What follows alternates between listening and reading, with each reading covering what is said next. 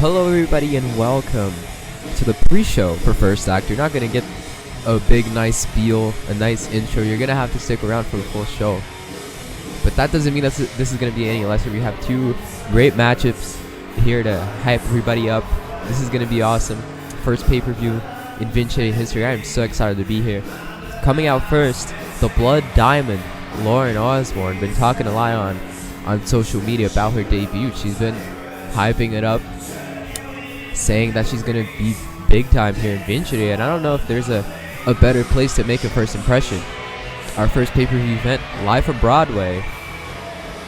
The world is watching, and I am surely going to be watching. Lauren Osborne, very accomplished in other companies, has a lot of experience wrestling, unlike her opponent, but we're going to get to that a little bit later.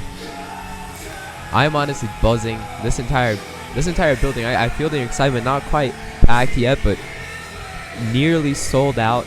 It's going to be a hell of a show. 2 championship matches, great singles matches, an open challenge, a big tag team matchup, and of course this singles matchup right here, and later massive triple threat match. Just stay tuned. It's going to be great. Lauren Osborne, coming from the Welsh Valleys of Wales, all the way over here to where we are today, New York. But her opponent,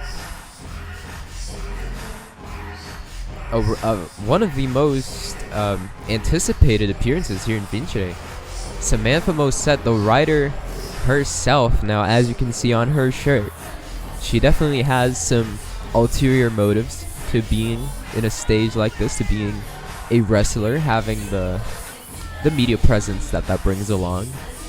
She does have her amazing book that I have not read on sale right now, Fantastical Lust in Unexpected Places.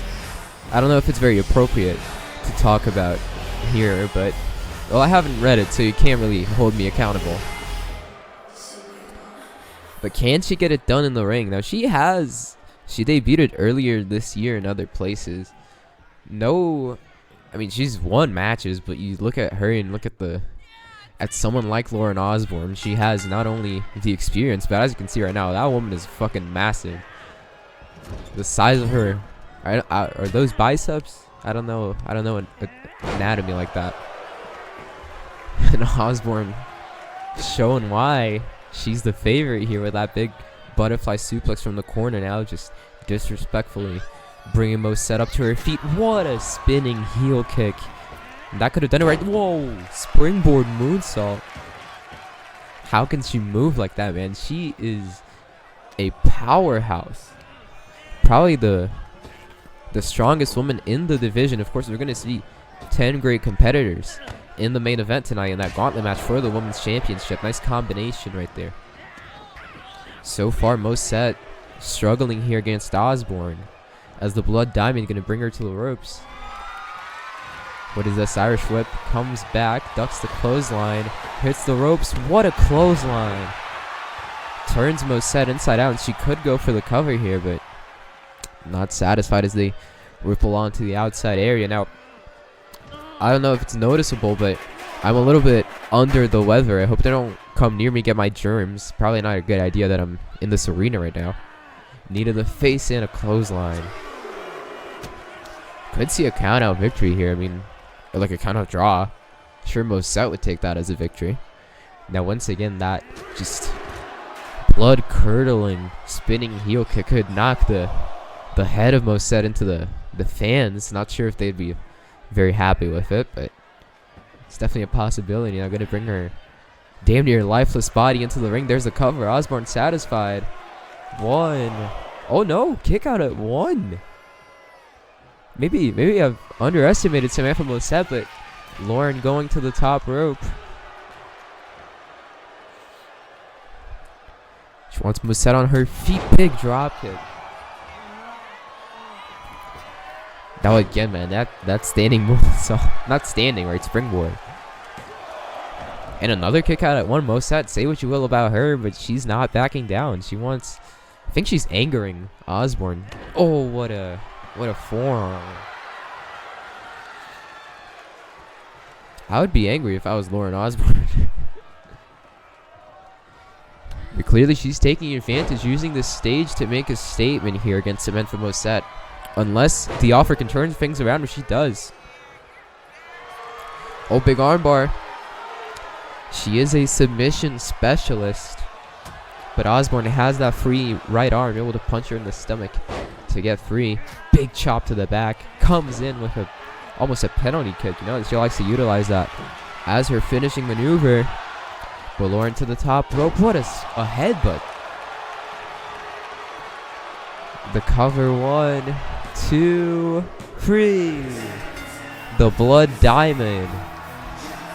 With an impressive victory. I'd say 100% to her that match. Moset barely even got anything in. It was just that armbar, I think. Lauren Osborne, very impressive in her debut, using that power to her advantage. I mean, the women's division has to take notice, you know. Moset is the first victim, but who's going to be the next? Guess we'll have to tune in to the next episode to find that out, but gotta tune into the rest of this episode because we're just getting started, baby. As we head into the second kickoff matchup here, this is good. This is what I'm really excited about. Not that I wasn't excited for that previous one, but I guess I expected that one to be a bit, but we saw what it was, right? This one might be more competitive. Big triple threat match, and triple threats, as many people say, are the best match type. Coming out first, Deadeye Jesse Barnes. We saw him in the first act press conference. Surely very confident. But if you can say one thing about Jesse Barnes, he is a fighter. Came from a rough neighborhood, took to street fighting, so he's got some guerrilla tactics that maybe his opponents are not going to be expecting. Also, he was in prison, so he learned a lot. He's definitely, I guess you could say, the person in this matchup that's had the most experience is more prepared for everything. Because in a triple threat match, you have 2 different opponents. You have no disqualifications. It's going to be, you have to expect the unexpected, and I think Jesse Barnes is the one who's more prepared for that.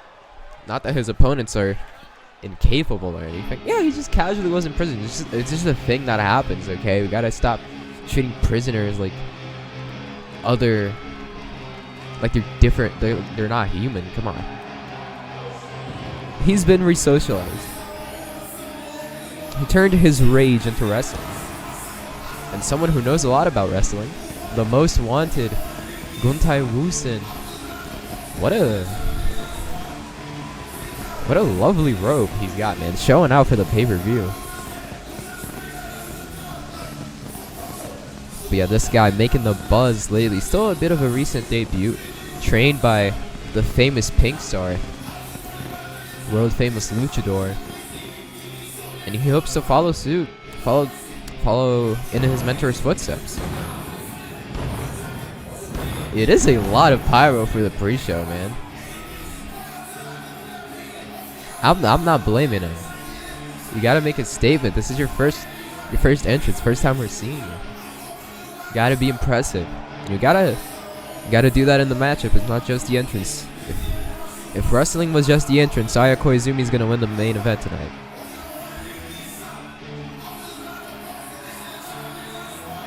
And I hope she does. I would be happy if she did.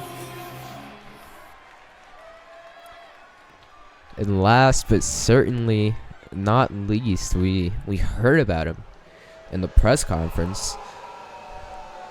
And this guy is an absolute unit, man. Unlike anybody else in this roster, I would say. A massive Samoan, Nalu Sao. You can read in his stomach area, fear none.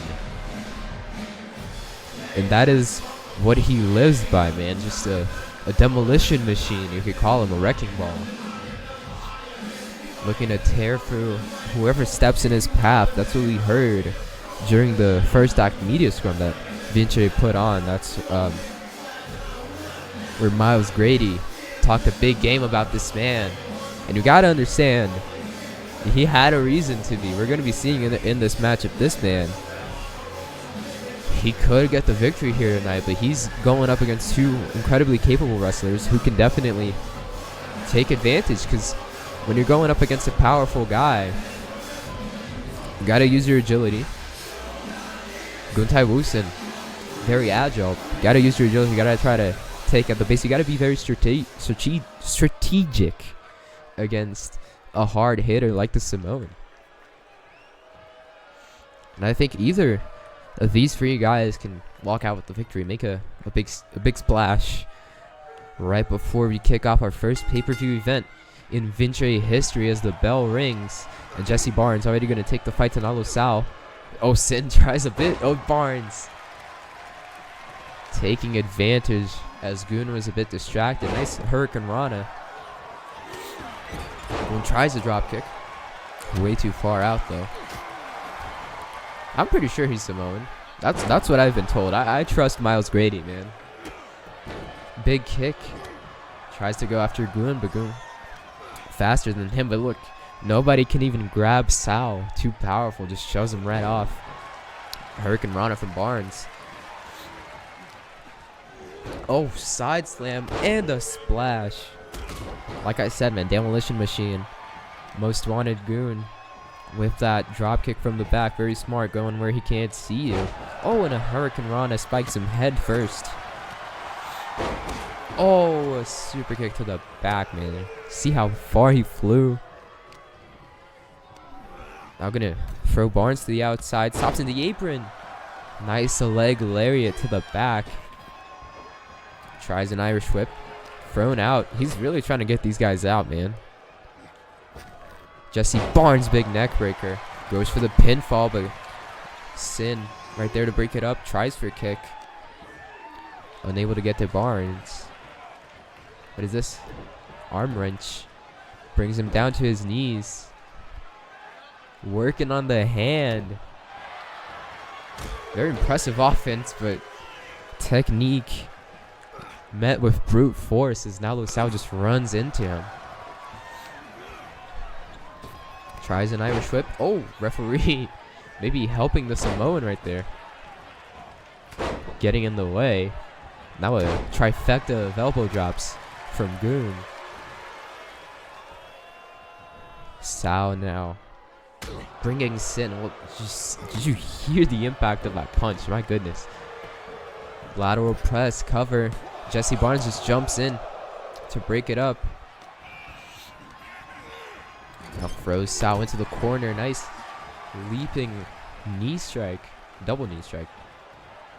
So he's going to bring the big guy over to the ropes. Now Goon tries for a suplex. Barnes escapes. Punches him. Wait a minute. Brings him down. Nice armbar, but it's good. Not going to be enough. Now Sao has Barnes on his shoulder. Throws him throat first into the ropes. And a senton. Man, this guy, crazy to watch. Nice dropkick. All these guys just never know what they're going to hit you with. Lightning fast offense, not sitting down for a mere second. Combination of strikes to Goon. Brings him over to the corner. As now Sao looking to produce something from over the ring. He gets a steel chair. But Goon, oh, misses. Oh, a chair to the face after he misses the sunset flip powerbomb. A costly mistake. He's going to go for the pinfall. I think he bent that chair on Goon. Only a 1 count, though. As the arena continues to pack up. Only a few minutes away from kicking off Vincere's first pay-per-view event. Wait a minute, Barnes. Enziguri to the outside. He's going to fly. Hurricane Rana on the outside. Whoa! Goon risking it all, but just ends up falling. And these fans are right, man. What a sequence. These two showing out. Nice dropkick to the knee. My goodness, man. Not even the main show yet. And we're going into these theatrics. Nice double foot stomp. Flips Nalu inside out, man. Now he's going to work on his arm. as Jesse gets these fans riled up. That is what he's here to do in the pre-show. Oh, gets hit to the back. Chimeraplex, no. Oh, what a knee. Oh! Snapdragon suplex from Goon. Vintage Sin right there. He's the only man left standing, but he's not satisfied. Gonna try the chair. Nalu gets back up. Wait, Jesse from behind. Throws him in the ring. Goon in the Lion's Den right now. But to these guys' credits, they've held their own against the Big Simone, man. Still gonna get to work on that arm. Jesse takes advantage, going to the outside to retrieve that steel chair. Goon not paying attention. Oh, he wanted to bash him in the head. Gives him a moment of respect. Now a standoff. No, Goon. Big drop kick to the side of the head. And Jesse takes advantage. Chair shot to the back. Swings again. Misses. And misses. Oh, to the head. And one to Nalu. Wait, breaks it up. Wait a minute. 1031 on the chair. One. Oh, but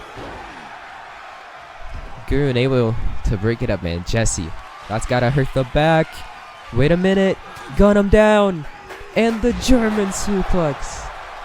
But Jesse's there to break it up. Man, what a match this has evolved into. Jesse sent off the ropes, a drop down. Comes back. No, wait a minute. Tiger driver on the chair. Golly. Has him on the corner, pounding him with big clothesline after clothesline after clothesline. Pulls him in. No. Back suplex on the chair. And they are utilizing these weapons to their advantage. Big senton. Kendo stick now from Jesse. But an uppercut. Oh, he gets met with a kendo stick. And Sal with that clothesline. Same, Blake, can you miss it? Triple threat action. Nice board buster GTS. A knee to the bridge of the nose. And now he's just going to punch Goon, take him down to the mat. Jesse tries a chain of strikes there. Whiffs on the knee. Tries to send him over to the ropes. Avoids the punch. Oh! Almost a cutter from Goon. Knee to the face. Jesse sends Sal off the ropes. Tries to avoid something. Gets a bit lost. Goon on the fireman's carry. Oh, rolling. But Sal right there to take advantage. Tries to lift him up. Sin jumps out of it. Gets caught once again in that gourd buster GTS. I think Jesse might have been trying for something there. Oh, taken down with a clothesline. Hey, our refs are fashionable, okay? This is Broadway. He's putting on a show. Just like these three guys are putting on a show. It's been a hell of a match. Final match of the pre-show Tornado DDT. Jesse outside the ring. Goon might capitalize. Big Kamigoye knee strike. I don't know the name of the ref. Like, we signed this guy. I don't think he's even being paid money. He's just like volunteered. A loser if you ask me, because I'm getting paid. The only trade-off is that I have the investor in my ear at all times, but at least I'm making money. This guy's risking his life being in the ring with these three maniacs for no money. Nalu loving that gourd buster GTS. Oh, what a super kick. Damn near takes his head off, and he gets caught with a super kick from Goon. But now Jesse Barnes. Was this the last rites? Last rites. Tries for the cover, but Nalu's right there. Irish Whip brings him back. Reversed by Barnes. These two tearing the roof off of this place. Innovative offense. Avoids the punch. Now what is this? Oh, Shiranui. Man, Goon is loving working on that left arm. Transitioning to the hand. Oh, a drop kick. Nalu Sao's the only man left standing, but he's gonna go to the outside. I think he could have tried for something. Produces another steel chair. Oh my god, I thought he was gonna miss. Thought he was gonna face plant that shit. Oh no, he misses. Try for that spinning roundhouse kick, big bicycle knee from Sao. His name is Gun-Tae-Woo. Say that 3 times fast. It's a lovely name, it's just hard to say. Big punches on the outside. Now a kendo stick. Tries to swing. Nalu didn't even feel it, man. Someone busted him open. They enraged the beast. 1031 on the outside. And that padding is so thin. Just takes that back onto concrete. Now Goon loving that kendo stick over both his opponents. I mean, that's what you gotta do.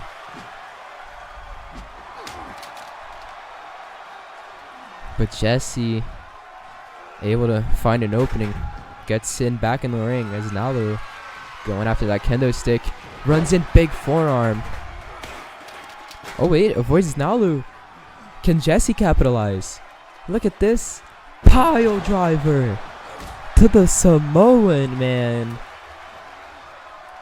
Oh wait, German suplex. Back up dragon suplex. And another German suplex. Chimeraplex, actually. But Nalu breaks it up. Oh, he's got an opening. 10-31. The cover. 1, 2, 3. Nalu Sao. What a match. What a fight from Beast Free, but there's always just going to be one survivor. Busted open at all, man. I think that might have just angered him even more. Tastes his own blood and goes in and demolishes the competition. Fair play to Barnes and Goon, but Nalu Sao stands tall. Well, my friends, that is it for our pre-show. I will be seeing you on the other side of the curtain.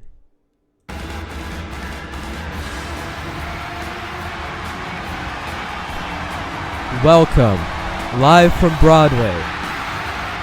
Vincere's first pay-per-view event, first act. That was an amazing pre-show, but it's going to be an even better main show. We've got a hell of a card tonight. And kicking us off is a match that has drawn a lot of attention. Colton Peake announced recently that he will be holding an open challenge here at First Act, and we don't really know who it's going to be. Obviously, Colton has been aligned with the investor, but the man who picked his challenger has apparently been the owner of Vincere, Tony Matters, and Tony Matters is not like Colton Peake, so who knows who it's going to be.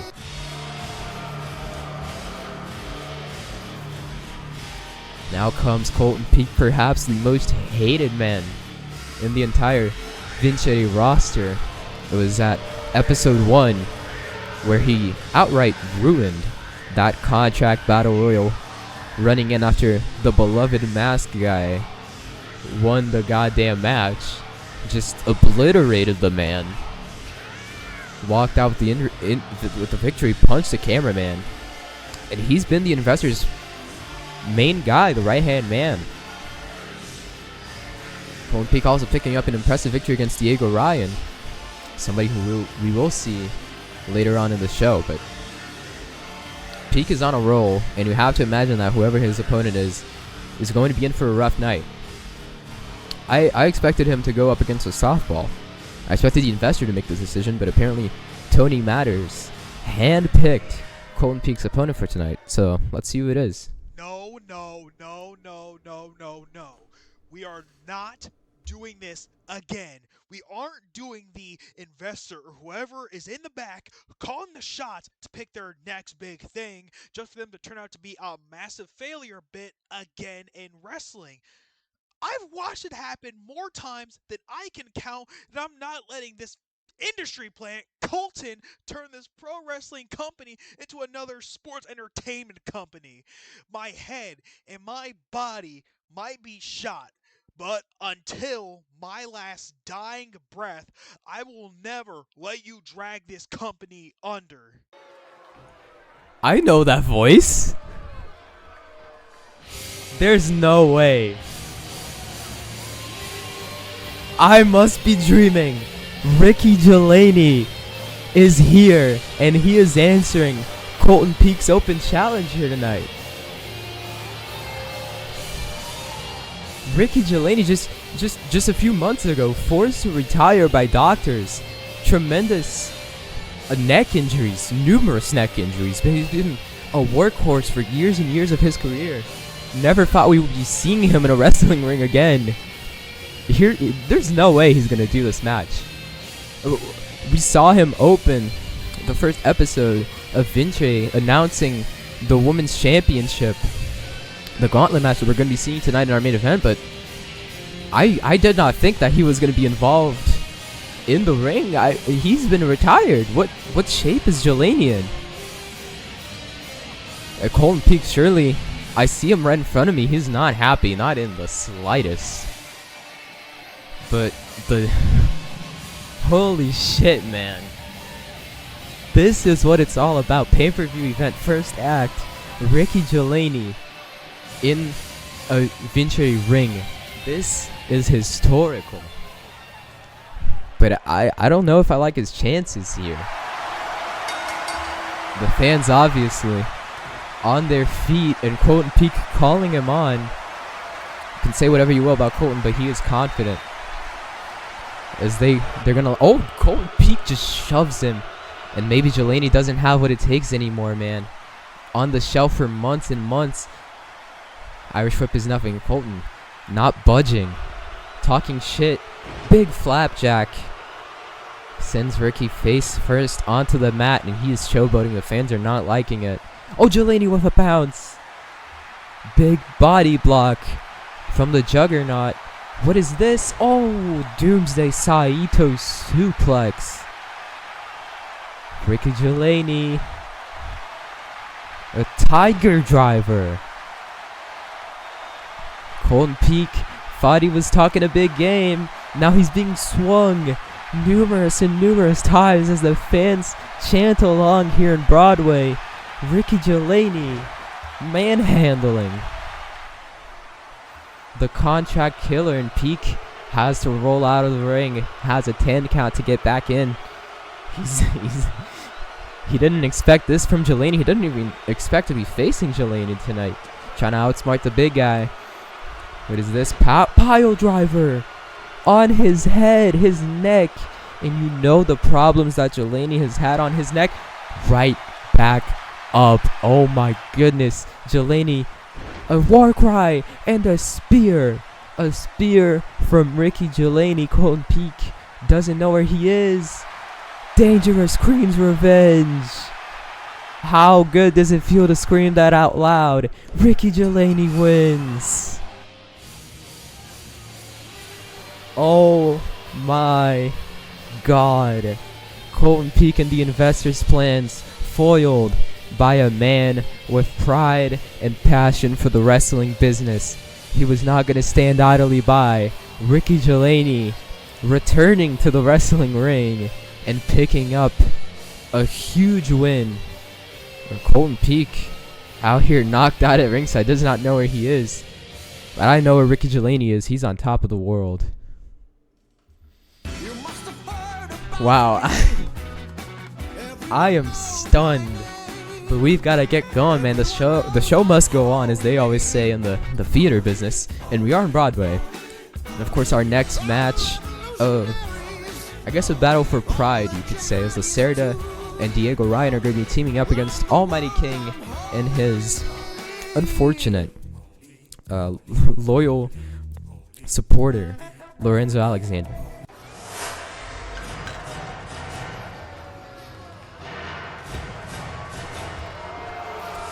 Well, there you see Almighty King and his two subjects, Lorenzo Alexander on our left, Derek Maverick, sorry, on the right. Almighty King got these two. Well, they were on the roster, but he got these two to be on his side after talking to the investor. He said, "Man, I need some knights. I'm the king. I'm the fucking king. You're gonna give me knights." And he obliged, but neither Lorenzo Alexander or Derek Maverick were very happy about it. They've constantly been having arguments, struggling in matches. Derek lost to Diego Ryan. Lorenzo Alexander lost to Cerda a few weeks back. So they're going into this tag team match with practically zero momentum. And I think that is due to Almighty King's governing style, if you might.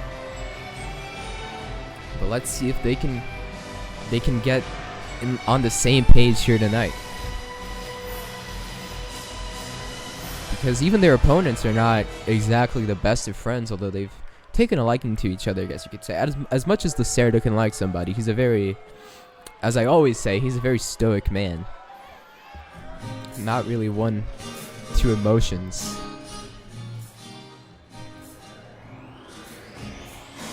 That's Ricky Gelani playing the guitar.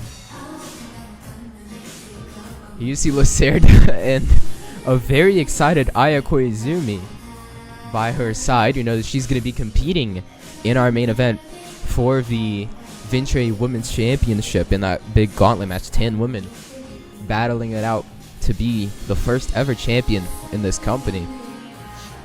You might say she would be better off staying in the back preparing for a match, but she wants to be here.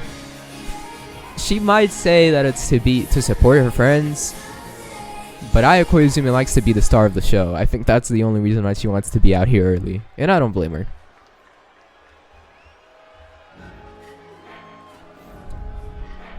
Cerda going to be teaming up tonight with the Mexican moment maker, Diego Ryan. I know he has his dedicated fans in the chat. This guy been all over the world, a former Dragon Kid. Apologies, I'm thinking of the Almighty King still.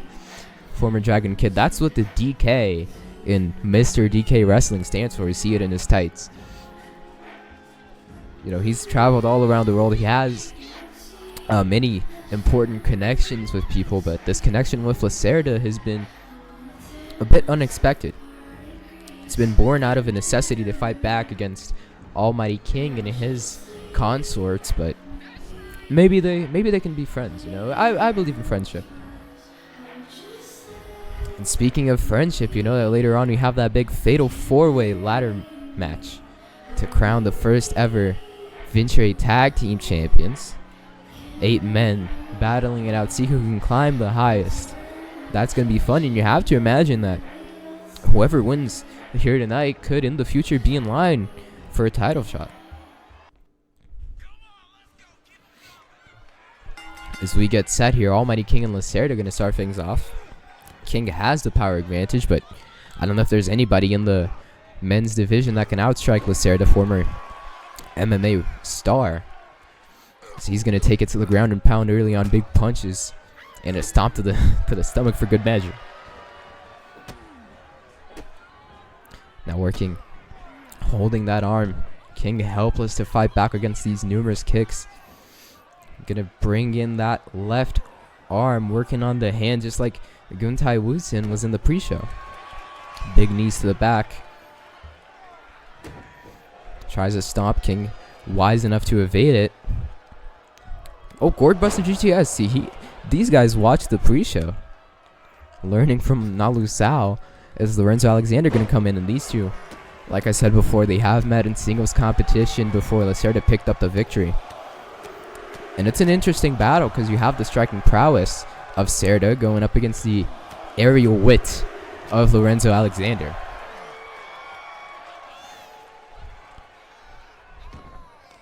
After this, we got the match I'm most excited about, Alerick and Masahiro Okamoto going one-on-one. That's another match that you could say is a battle for pride. As Diego Ryan comes in, gets caught, boom, big super kick, and a standing shooting star. Lorenzo, look at this, climbing up the ropes in a Tope Con Hilo, you know, Lorenzo might not be that happy about being with Almighty King. You can say that that's kind of taken a toll on his wrestling ability, but he can still fly. He can still amaze anybody he gets in the ring with. Big elbow to the nose. And a vertical suplex, snap suplex, goes in for the float over cover. Not even a 1 count. Still the early goings of this matchup. Ayako Izumi at ringside pacing endlessly. Oh, big forearm. Diego on the mat. What is this? Oh my god, a corkscrew. A Vader bomb, I guess you could say. Now goes in for the cover. Might earn him a 1 count. Yep, Cerda just wanted to get a shot in at Lorenzo, but he's going to pay for it. Ref, get out the way. You don't get paid enough. Matter of fact, you don't get paid. Diego able to take advantage? No, he isn't. Look at this, man. Lorenzo so impressive. As always, an Almighty King and Derek Maverick are happy with it. Even with their differences. Leg drop. He's going to bring Ryan up to his feet. So far, Lorenzo and King have dominated this match. A big uppercut. Perhaps a commentator's curse in action. Kamigoi knee strike. Cover from Ryan. 1 count. The King wants a tag here. Lorenzo willing to make it, but Diego not going to let him walk free.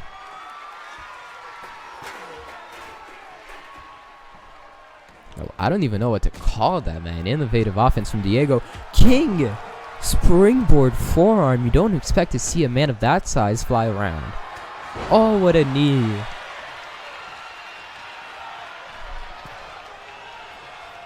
Now working on that dragon screw from the Dragon Kid. Brings his leg down to the mat. Tag to Cerda. Oh, both men miss on running strike attempts. Russian leg sweep into the mounted punches. Like I said, man, that MMA background paying dividends here tonight and in every single Cerda match. And he's going to get a receipt on Lorenzo Alexander. Big enziguri. Knocks him off the apron. Kick to the gut. Cerda has Almighty King up on his shoulders, face first into the turnbuckle. What is this? Going to the back, maybe looking for an armbar. Oh, out of nowhere. A massive spinning heel kick. Almighty King is dazed, has to make the tag to Lorenzo. Cerda could have taken advantage. He goes and makes the tag as well. Rolling Thunder flatliner. Out of nowhere. Referee even not prepared. And Cerda breaks it up due to that, man. King got to recruit the referee into his consorts, his subjects. Handspring comes back. Another head scissors. Beautiful. Spins round and round. Like Jordy Creep says on the song Holy Holy. Official theme song of Vincere first act. Lorenzo brings Ryan up to his feet. Nope. Fireman's carry, gets out of it. Back and forth offense. Super kick and 1 to the head. Oh, King. Able to hot shot Diego onto the top rope, and Lorenzo takes advantage. Big neck breaker. Thought he was going for the tag. Gonna come right back in the ring. Oh, Lorenzo was egging him on. Gonna get caught and thrown onto the turnbuckles. Just challenging Diego, man. You gotta respect the cheek. But I don't know if it's a wise decision. Looks like Cerda coming back in, man. Can they tag Ayako Izumi? That might help. Oh, stunning calf kick. Both men back up on their feet. Belly to belly suplex. The power from Cerda also in display. Ayako Izumi just punched Lorenzo Alexander, man. That's a disqualification if you asked me. Come on. Ref is looking right at it too. My goodness. Lorenzo gonna throw her onto the ring post. Luckily, Koizumi able to stop herself, man. She's got a match later tonight. She can't be hurt. Stop hitting him. God damn. How is the referee not throwing this match out? face buster on the outside, almost on that steel chair. I think Aya brought that steel chair out. Back in the ring, I even forgot who the legal men were. Whoa! Lorenzo ran into him. Cerda tried to counter it, but it's beautiful stunner, man. Lorenzo always 2 steps ahead. Springboard splash. That might do it. Diego just in time.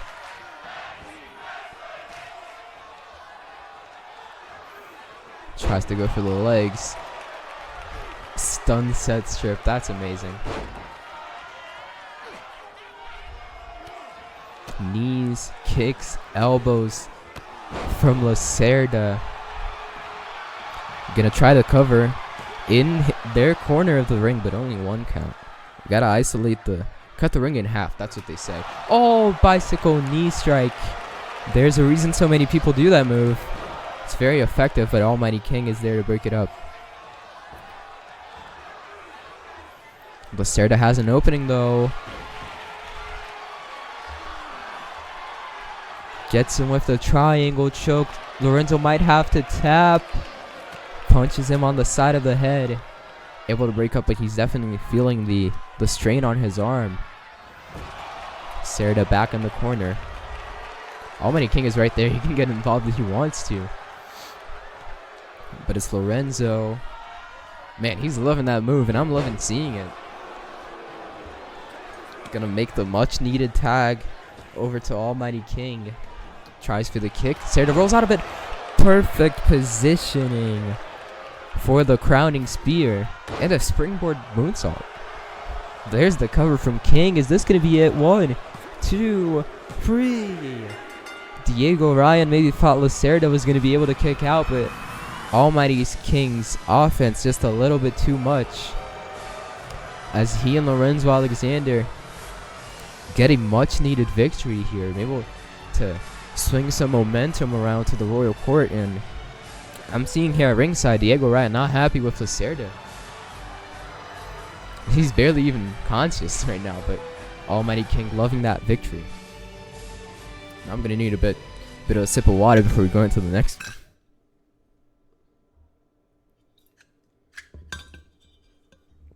one. Remember to hydrate, my friends. Well, it is time for a highly anticipated singles match. This one been brewing since, I believe, after the first episode of Vincere.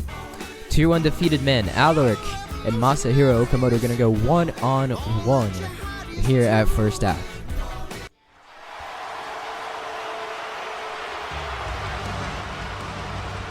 You can hear these fans here in Broadway. Alerick, not a warm reception in the slightest for the purist, but you know that he does not care. A man that stands by his own beliefs no matter what other people might say. He thinks of himself as superior. He knows his wrestling style, and he calls himself the best. That's what Masahiro Okamoto took offense to following his victory in the main event of the episode 1 of Vincere, where Alerick also won a match, right? He defeated Lorenzo Alexander, I believe, on episode 1. Masahiro Okamoto called out people who think they're superior, and obviously Alerick knew that was a shot at him. In a press conference, he was very, very vocal about his distaste for Okamoto. Things have escalated since. There was a confrontation face-to-face in the ring on episode 3, I believe.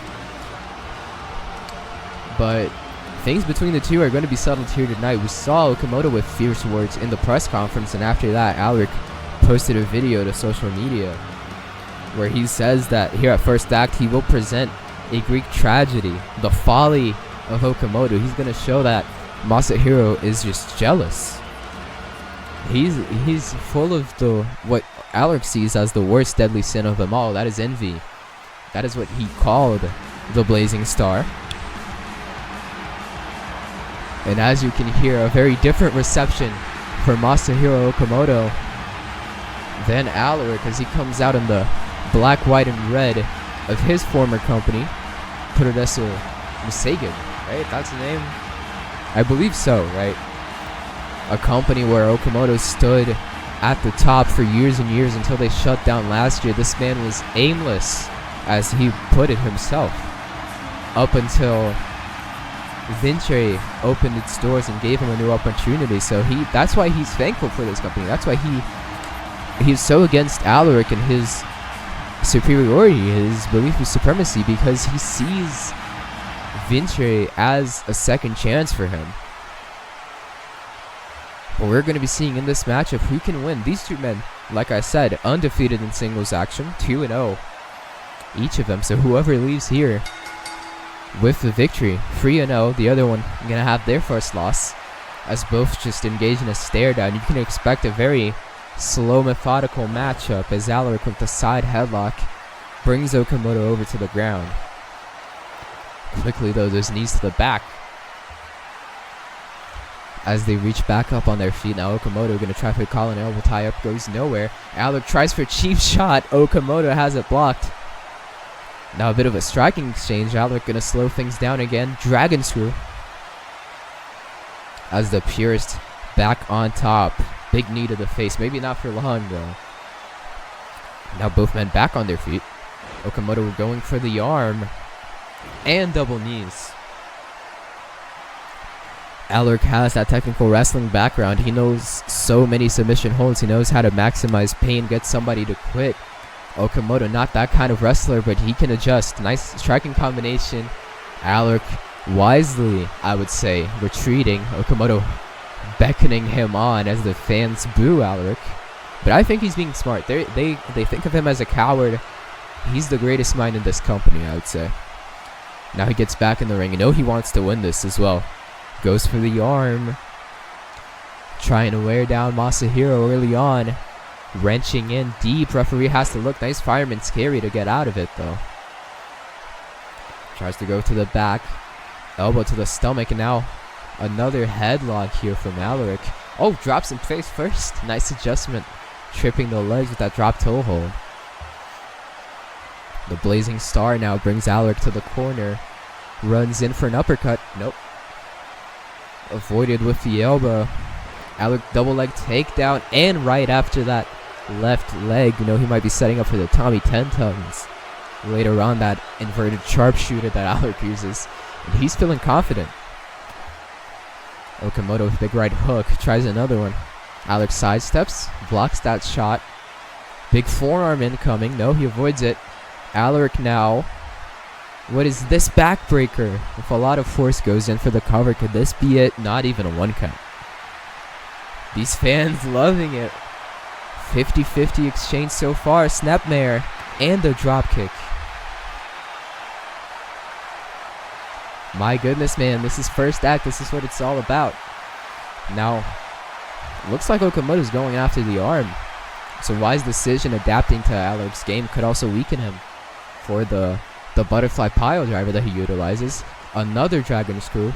Okamoto getting right back up. Alerick not having any of that. Another dragon screw. Could be looking for a trifecta. Okamoto will not stand down. A punch to the stomach. Big forearm. Now a snapmare. And the surfboard stretch. Once again going after the arms. Also a little bit the back of Alerick. But he resists, gets back up, flips him. That easy, man. For someone like Alerick, the purist, with that technical wrestling background. Okamoto gonna roll out of the ring and Alerick showboating. Referee gonna count. Only one though. Okamoto is fighting. He's not gonna stay down very long. Another double leg takedown and Alerick is feeling himself. Now what is this, going after the legs? Romero special applied. Okamoto tied up like a spider's web. Has nowhere to go, man. Legs and arms hooked. Pulls him in. Oh, roll up. Referee 1, 2. No, a kick out. Could you imagine if he got the win after that? Just outsmarting Alerick. Big knee strike. Masahiro gonna go to the top rope. He wants Holdenstein on his feet. Oh, but catches him off guard. And that's a nasty bump, man. He hit the apron. No, that's the hardest part of the ring. and then fell to the outside. Alerick loving it.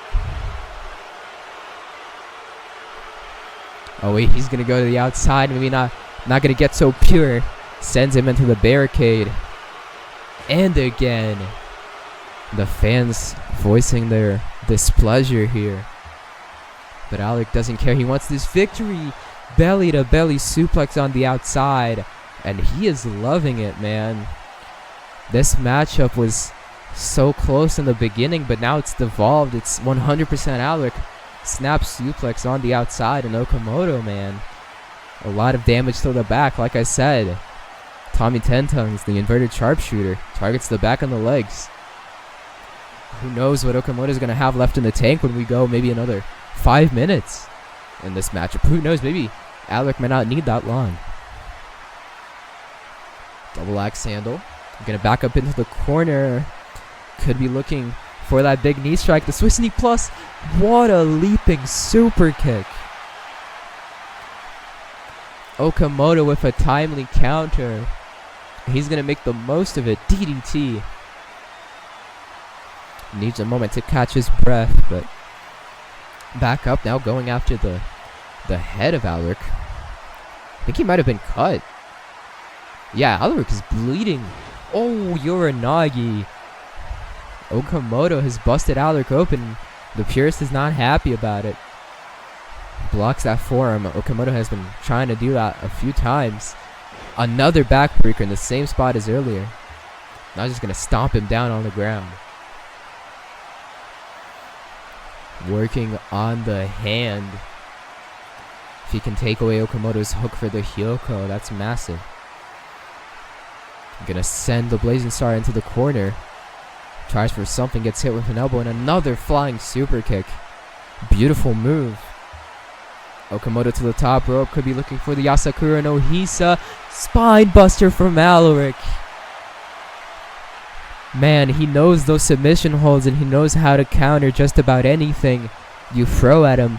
A quick adjustment, Okamoto falls to the ringside area, and Alerick's gonna pick him up over there. Irish whip. Oh, they're getting right beside me. Nice clothesline. Look at Alerick move. But Okamoto now with strikes, kicks, punches. Oh, big chop. Measured him before it too. Wanted an extra oomph on it. Oh, catches Masahiro. Big hammer fist to the back. Throws him onto the steel steps. You gotta use that ringside area to your advantage, man. The barricade, the floor. Alerick resets the count out. He heard me. He's gonna do exactly that. Don't mess with my monitors, man. I can't see. I wear glasses. Okamoto though stopping him. Belly to belly suplex. Throws him onto the announce table. Oh no. Okamoto's up on my announce table. I've got to back up. What is the Blazing Star going for here? A bit of a duel with Alerick? No. Vertical suplex to the ground. That hurts both of them. Just back first onto the padding. Hurts Alerick more though. There's that extra flip from the suplex. Referee begging them to get back in the ring. And Okamoto, he's excited about it now. Calling Alerick to his feet. Super kick. Hooks him up. Motsureta. Cover. 1, 2. Alerick kicks out.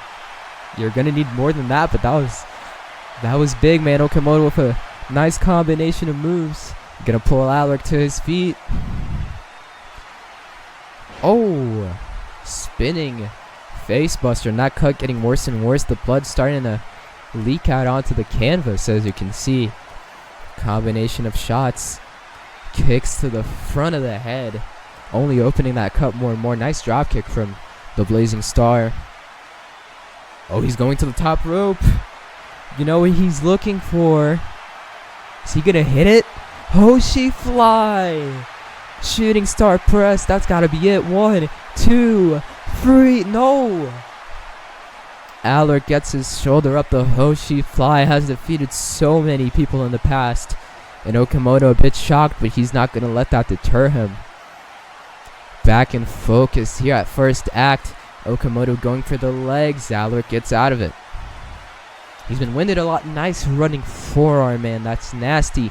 Okamoto back up in another one. He's getting back up again. Alerick, though, gonna put him down. Front face lock spin into a suplex. And Alerick is down as well. Oh, it looks like those forearms busted Okamoto open as well, man. My goodness. Oh, Alerick backs up onto the corner. Gonna be looking for it again. Swiss knee plus. Connects flush with the head. He has a big opening. He wants more here. German suplex. And Alerick's starting to feel the weight of this matchup, though. Falling, can't really take advantage of it, but he gets back up before Okamoto does, and that's the key to victory here. Tries a shot. Masahiro reverses. Punches and punches. Alerick catches him now. And he is bleeding bad. You can see it all over his chest. Another spine buster. Not going to let the blood deter him. Wait a minute. Wait a minute. Tommy Ten Tongues applied. Middle of the ring. I don't think Okamoto can reach over to the ropes, man. He's far away. He's going to have to tap out. You got to think about the damage done to his back, to his legs. Feeling the pain of that right now. Alerick wrenching more and more and more. The fans beckoning Okamoto to come on, and he's able to get free of the hold, but you gotta imagine a lot more damage done to the already vulnerable back. Alerick still as confident as ever. He'll never admit to being on the receiving end of some action, you know.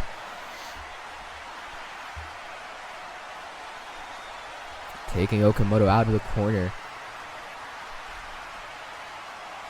Tries to hook him up. Okamoto reverses, man. That could have been very bad. Nice drop kick. Pulls him up to his feet. Hitting the purest of punches. He reverses. Now to the stomach. No. Okamoto catches it. These two going back and forth and back and forth. Alerick sizes him up. What a punch.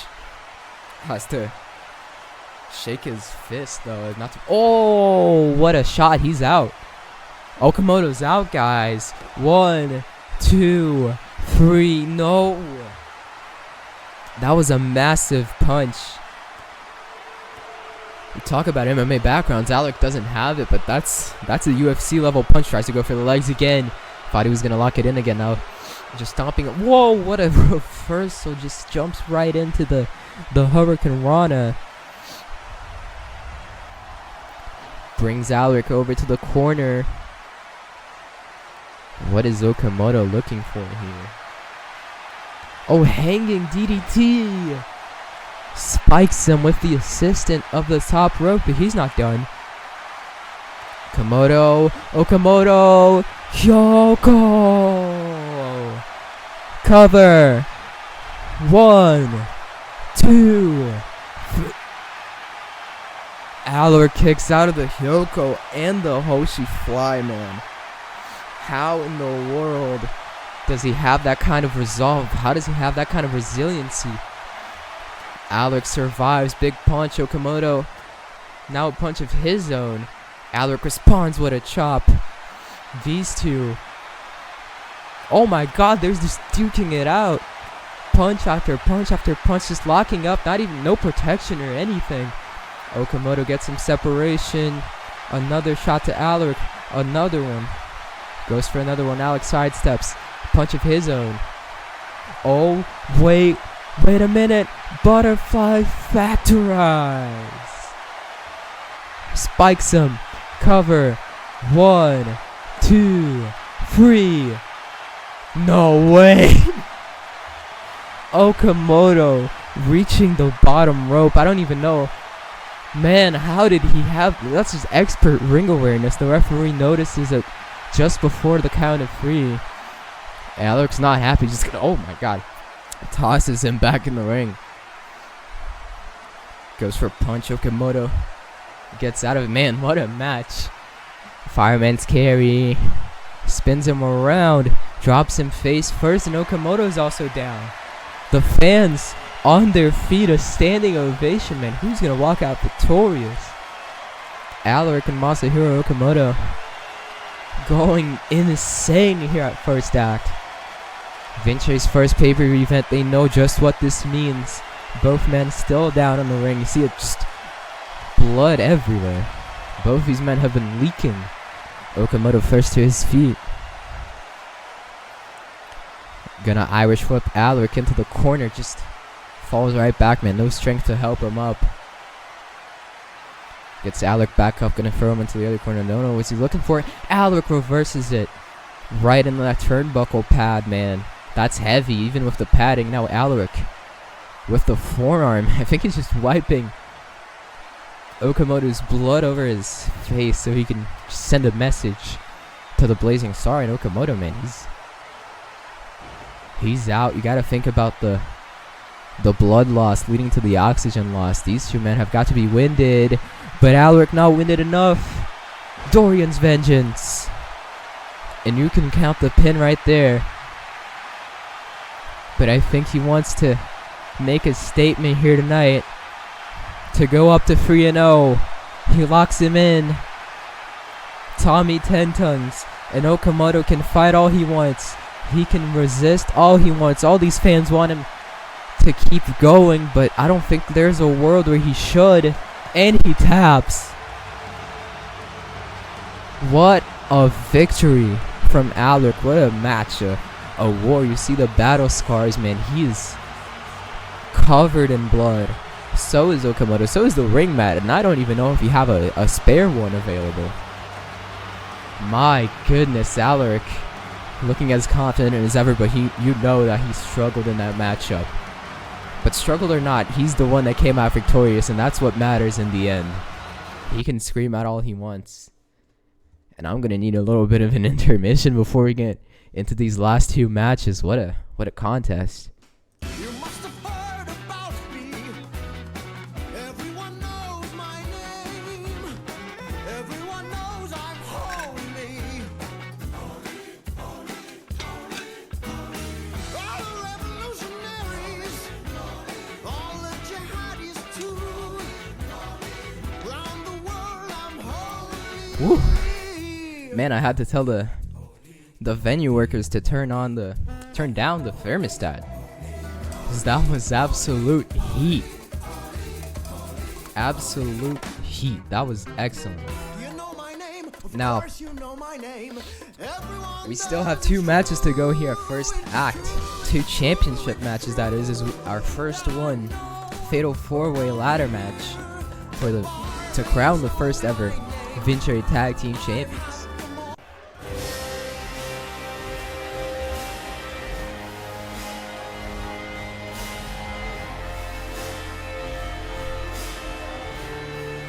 And coming out first, I guess the camera crew doesn't really want to show them. There they are.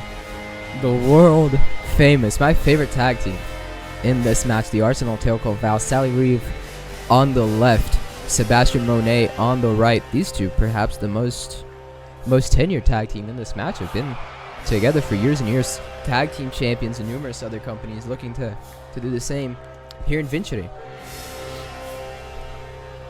Now Sally Reeve, you know, he's a wordsmith, he's a poet, and these two held a small little media scrum, apart from the media scrum held by this company because they're better.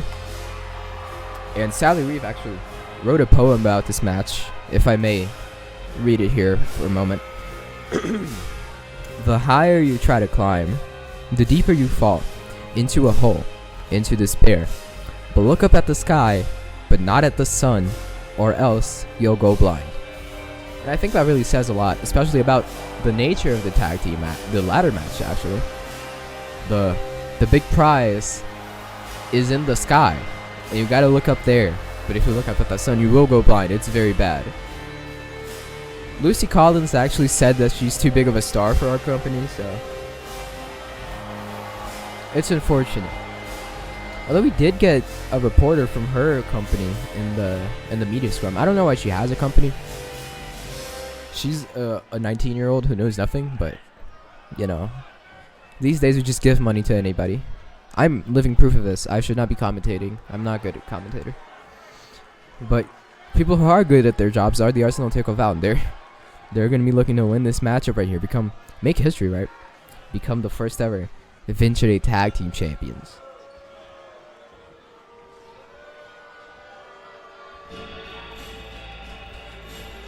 But they're not the only team looking to do that, of course.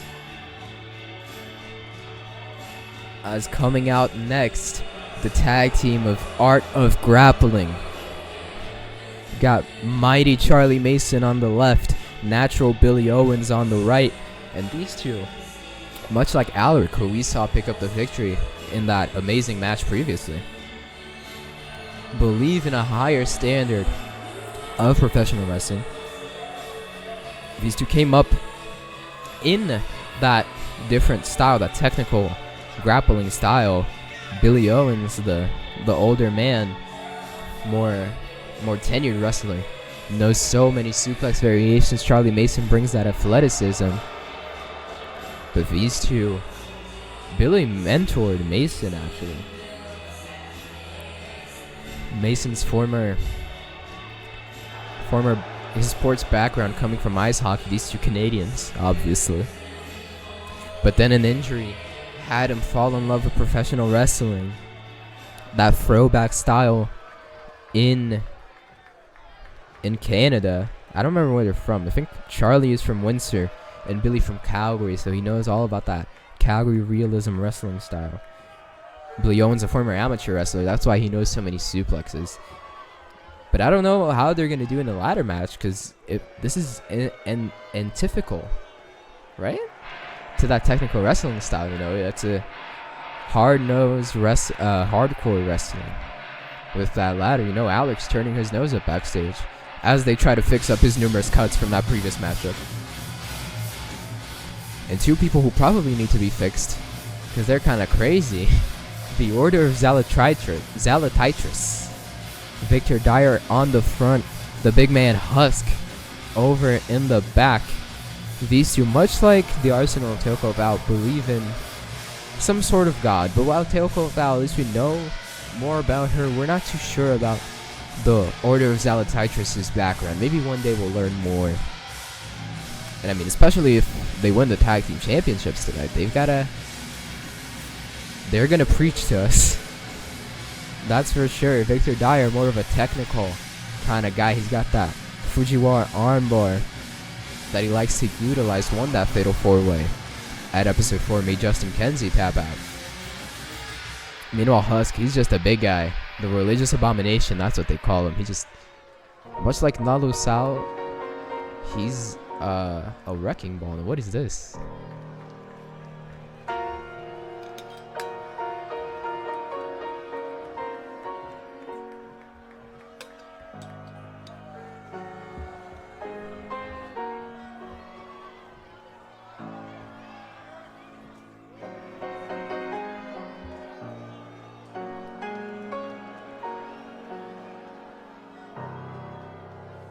Well, we're supposed to see BUST compete, but this is, oh my goodness. Beautiful piano keys as DeAndre Masters walks out in a truly dapper outfit, but of course he's not the star of the show. Out comes the show boy, Justin Kenzie, and that's the song that I know them for. BUST making a hell of an impression here at first act. What an entrance. But of course, entrances do not win matches. My god, man. Had me reflecting on my life. Some beautiful chords played in the speakers here at this theater in Broadway, and they're looking the part. Straight out of the 1920s. I don't know if their theme song is very reminiscent of that era, but look at these two, man. The bouncer, DeAndre Masters, and perky Justin Kenzie. If they win the tag team championships, I think Art of Grappling are going to have an aneurysm. But here we go. And this is going to be absolute chaos to call, so I apologize in advance. Already a ladder knocked out on ringside. Now BUST comboing Sebastian Monet. Charlie Mason going to break that up real quick.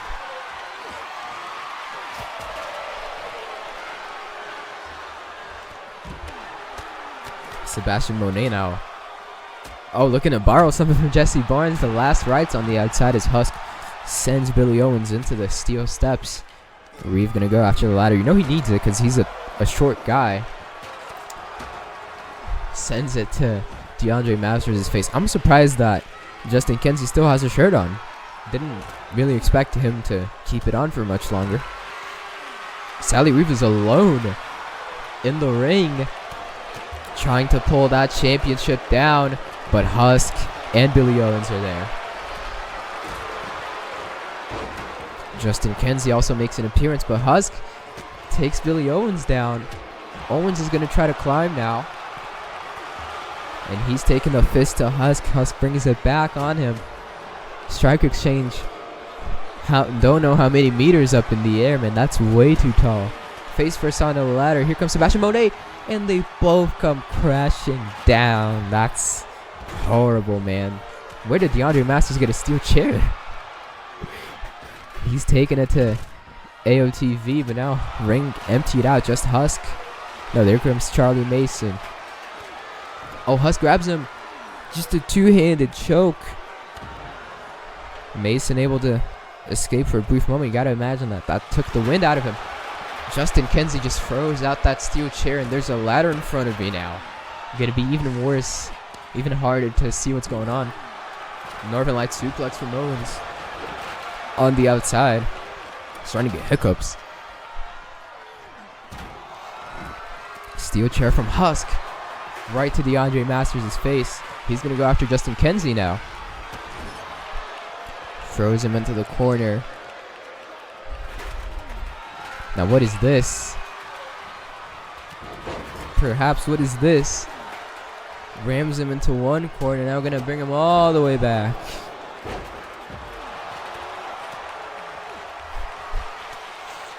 Billy Owens just froze a ladder, man. Those are heavy. Just froze it out to Sebastian Monet. And the high angle exploder suplex on the outside. Like I always say, very thin padding to land neck first there. That's going to be horrible for you, especially in a ladder match. You need that endurance. You need that resistance to be built up. You don't want to have any part of your body be weak, but especially not the neck. What a forearm. A bit of a messy way to get there. But it's a big forearm in the corner, and these fans really want BUST to win. DeAndre Masters trying to do that. Torture rack bomb to Billy Owens, and Victor Dyer. Oh, he reversed it actually. Victor Dyer helped him. Oh, he's dishing out these exploders. Oh my god, this is a complete clusterfuck. Reverse Frankensteiner from Kenzie. Now look at this mess. Oh, Husk. Oh my god, he just threw him onto the chair. With that, what's that move called? The Plague of Mortality, I believe. Onto Billy Owens. The Owens is down and out. I don't know how he's getting back up. Monet trying to get that ladder in play, but Master stops it.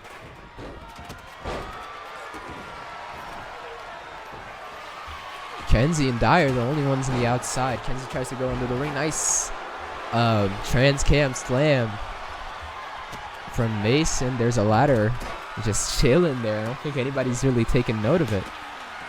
Believe Billy Owens set it up. He's going to try to take Reeve to the corner. Reeve has an opening. He better look to the sky. No, he's going to go. What is this running punt kick?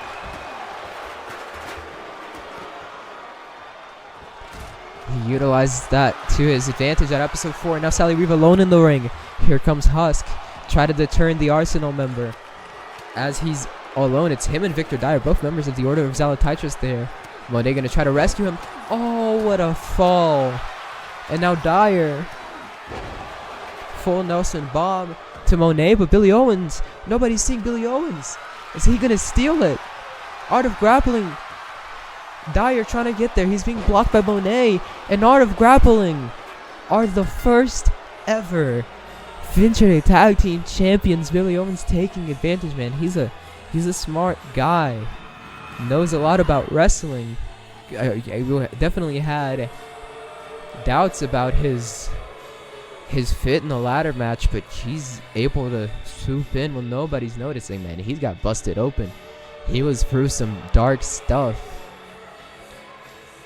But it doesn't matter because Art of Grappling are your tag team champions. And these fans are pissed off, man. They're heartbroken. They were really behind BUSC. And well, that's time of our main event, isn't it? Now this match is going to be long. I advise you all to take a bit of an intermission. We're gonna need a few minutes to clear out the ring area. You know, there was some blood in that match. There were a lot of weapons, so I advise you all to take a few minutes. You know, maybe if you're watching from home, go get some popcorn, whatever. If you're in the arena, probably go to the bathroom. We'll be right back. You must have heard about me.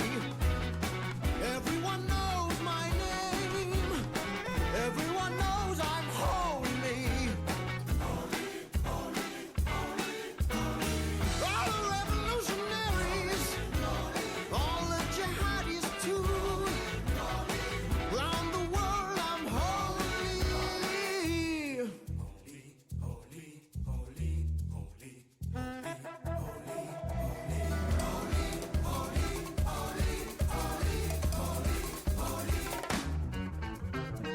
You know my name, of course you know my name. Everyone does, it's true, it's true, it's true, it's true.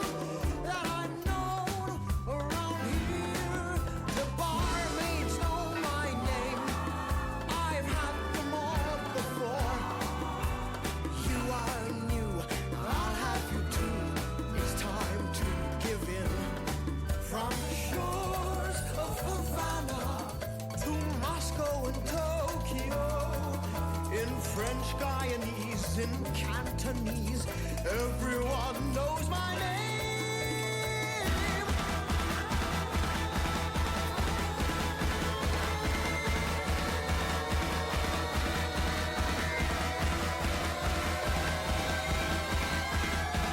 All the revolutionaries, all the jihadis too. Everyone knows I'm holy. How about we dance some salsa? I'll spin you round and round. On the dance floor I'm holy. How about we take this further? I'll meet you in the bathroom. I bet your pussy is holy too. Alright guys, y'all still with me? We took a little bit of a music break, but we are back. You need that time before this legendary, I know it's going to be great, main event here. Vincere Women's Championship on the line, 10 women gauntlet match. You can look at the field right there. It's Odie, Sapphire Stevenson, Zoe Bailey, Amira Iden, fucking Amethyst. No, that's, why did I put the wrong one in there? That's supposed to be Emerald Star. Emerald Star is in the match. That's Amethyst Star. I guess the Uncut Gems did a little swap last second. Ayako Izumi, Paradox, Miyuki Toshiko, Stevie Gabriel, and Mimic. There's no Vincere show without a production mistake, and that one's on me. But what is not on me is this amazing matchup, so let's watch it. I don't think Suntan noticed either, which is the funniest bit. And it looks like the woman who drew number 1, possibly the woman who wanted it the least, it's Stevie Gabriel, you know, as a pupil of Ellie Quinn, she who must not be named, but I named her regardless. She's used to getting stuff her way, but number 1 is not good for her, but she's excited, man. And for someone like Stevie, Vincere has been an opportunity for her to show herself, her true self, being on her own. She was sent here on a mission by Ellie to shine on her own, and she's done just that. Defeated Zoe Bailey. That's the only match she's had, but she did really well in that brawl with Paradox and Odie in the previous episode of Vincere. And number 1 is a long way to go. But if anybody can do it, it's her. She's getting the fans on her side. She's excited. I'm excited. Main event. Vincere first act. It's going to be great, man. It's going to be long, but it's going to be great as well.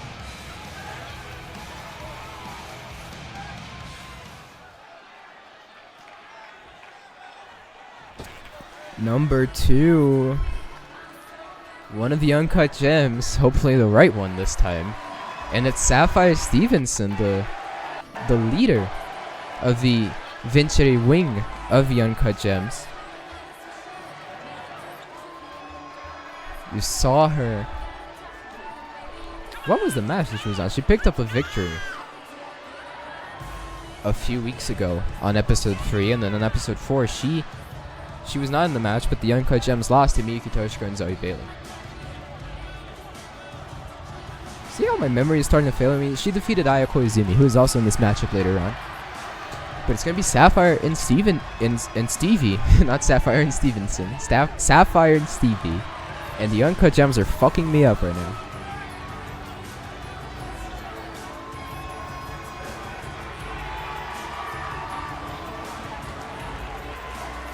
But Sapphire, actually both of these competitors, both her and Stevie, like I said at the top of the show about Lorenzo Alexander, you never really know what to expect from them in the ring. Sapphire has a lot of athleticism, meanwhile Stevie just kind of a brawler, crazy wrestler, man. She just does anything if it means it's going to get her the victory. So here we go, officially underway, and these two feeling the weight of the moment. First ever pay-per-view main event in Vincere history. Strike exchange. Sapphire gets the upper hand. It's an Irish whip. Oh, they're going to go to the outside already. No. Sapphire avoids that punch. Jumps on up. Back in the ring. Steve with a double axe handle. Not double axe handle. What's that called? Forgot. Nice clothesline. She's feeling herself, but so is Stevie, man. Talking shit. These two. Maybe the best shit talkers in this company. Now stomping her into the mat. Just holding the arms. There's no resistance. No protection for Stevenson. Gonna Irish whip her to the corner. Runs in. Stops. Just teasing Stevenson. Nice enziguri. Sapphire. Moonsault from the bottom rope. Moonsault from the middle rope. Yes. Showing out here. Main event just started, but Sapphire. Nice. Top rope moonsault completes the trifecta. There was a cover. Kick out at 2. The thing about these early pinfalls, it's exhausting to kick out, especially when it's one after another. So if you can take away some stamina from your opponent, even especially in a gauntlet match, where these two women are going to have to go through at least, not counting this matchup, at least 8 other competitors. If you can save as much stamina as possible, that's going to be great for you. Now Stevie. Nice combination right there. She's going to hit a corkscrew senton. Tries a punch. Chop. Goes for the knee. She avoids it. Kick and one to the back. Wrench in the arm and a kick to the chest. Sapphire in control right now. Gotta imagine what's gonna happen if Sapphire ends up facing Emerald Star. Are they gonna... I mean, it can't team up. One of them is gonna have to go out. Are they gonna make a nice friendly decision? German suplex from Stevie. Kick out. And I mean, in the same vein, if we get Zoe Bailey versus Miyuki Toshiko, those two teamed up against the Uncut Gems, defeated them in the last episode of Vincere. What's that going to look like? What are they going to do? Lovely tilt-a-whirl powerbomb. And Stevie loves that move, and I love watching it, honestly. Nice sequence of chops. Once again avoids the high knee. Scorpion kick to the back. Sapphire as always. Shit talking. Always confident, man. Cannot deter any one of the uncut gems. Overhand chop. Irish whips Gabriel to the other side of the ring. Nice running enziguri. Wait, she's not quite done. Look at this cartwheel moonsault. Into the cover. 1, 2. I forgot to cut out this part. Why is this so shitty? What the fuck did I do, man? This is a pay-per-view event. This is really embarrassing right now. Did I put the wrong video in? What the fuck? Nah, what the fuck?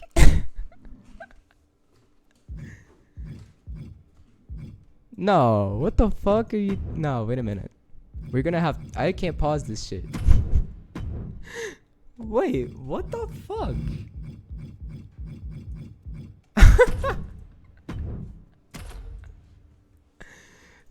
I spent a day editing this shit. No.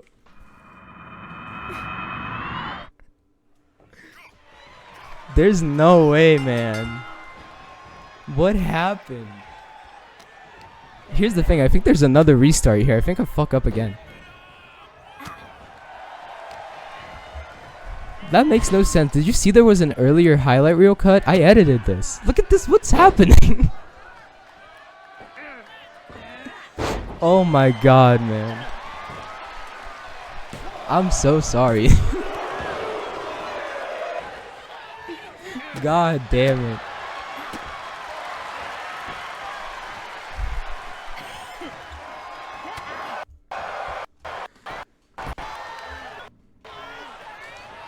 Oh my god. Stevie with stomps.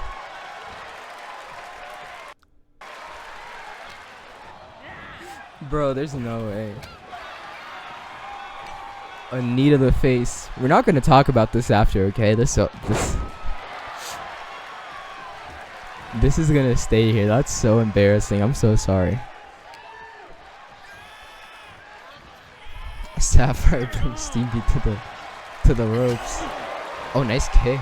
It's avoided. Nice knee. She finally connects. You've been looking for that all match long. But Sapphire turns it around. Nice combination.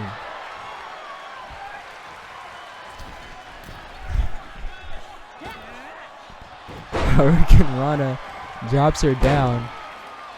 Okay, I'm looking at the project file. I think that was it. I don't know why. I forgot to cut that one out. I cut it around, but then I forgot to delete it. That's horrible. I think everything else is okay. I'm sorry. That fucking sucks, man. I watched over this. Did I? I might have watched after this match because it was the first one I did and I was kind of tired of seeing it. That's really embarrassing. I'm so sorry. Stevie reverses whatever Sapphire was looking for. Big enziguri. Nice corkscrew senton.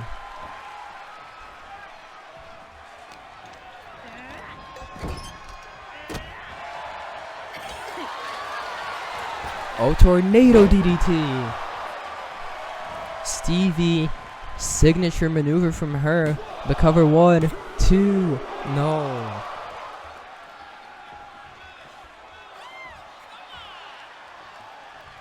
These two are cooking, man. Got the cartwheel moonsault, the trifecta, the trio of moonsaults. And then the tornado DDT tries to go for the pop, shove it. Sapphire scouts it though. The show must go on, it's true. And I was afraid it was gonna go on glitched. All cut up wrong.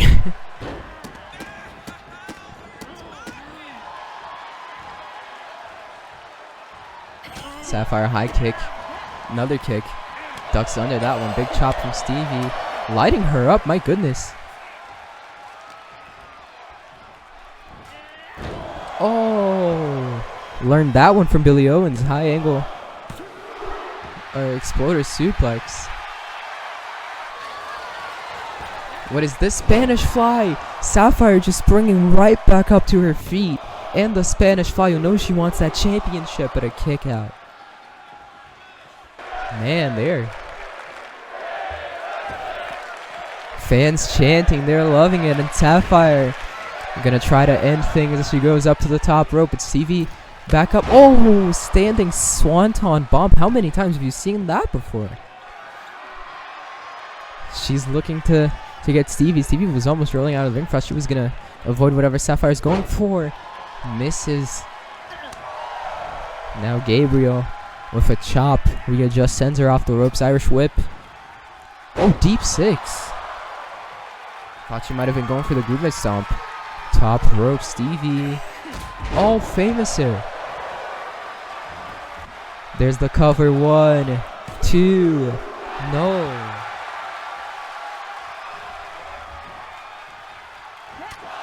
Oh, and there's that knee. That could knock anybody out. The strength of that man. Sapphire completely winded. Look at all those punches. Tries to go for the legs. Avoided. Stevenson kicks her in the gut.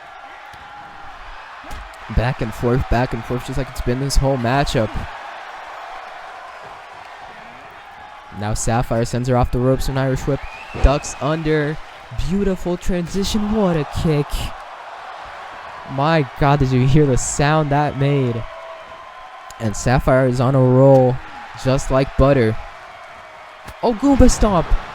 Out of nowhere, Stevie Gabriel just has that in her arsenal. You gotta be prepared. Looks like Sapphire wasn't. Pop shove it. 1, 2, 3. Stevie Gabriel. A hellacious back and forth battle, but she gets the victory here. Sapphire Stevenson, nothing to be ashamed of, man. A hell of a battle. She showed out. She was on pay-per-view mode, you could say. But Stevie Gabriel gets the win, and she's got to be ready because not much time. Here comes Paradox.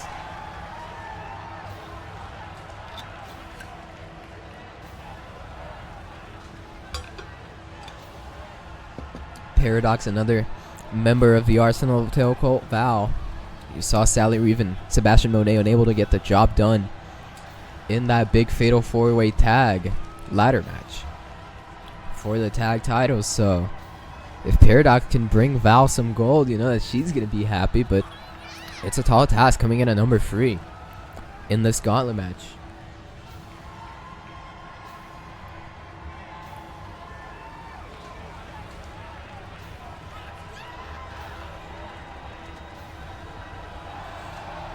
Paradox has been very impressive. Defeated Zoe Bailey a couple of weeks ago. Dominant fashion. And you always got to watch out for the Arsenal. Never know what they're going to have up their sleeves. Any tricks available. Because you know that they're going to use them, man. Val knows how to get power.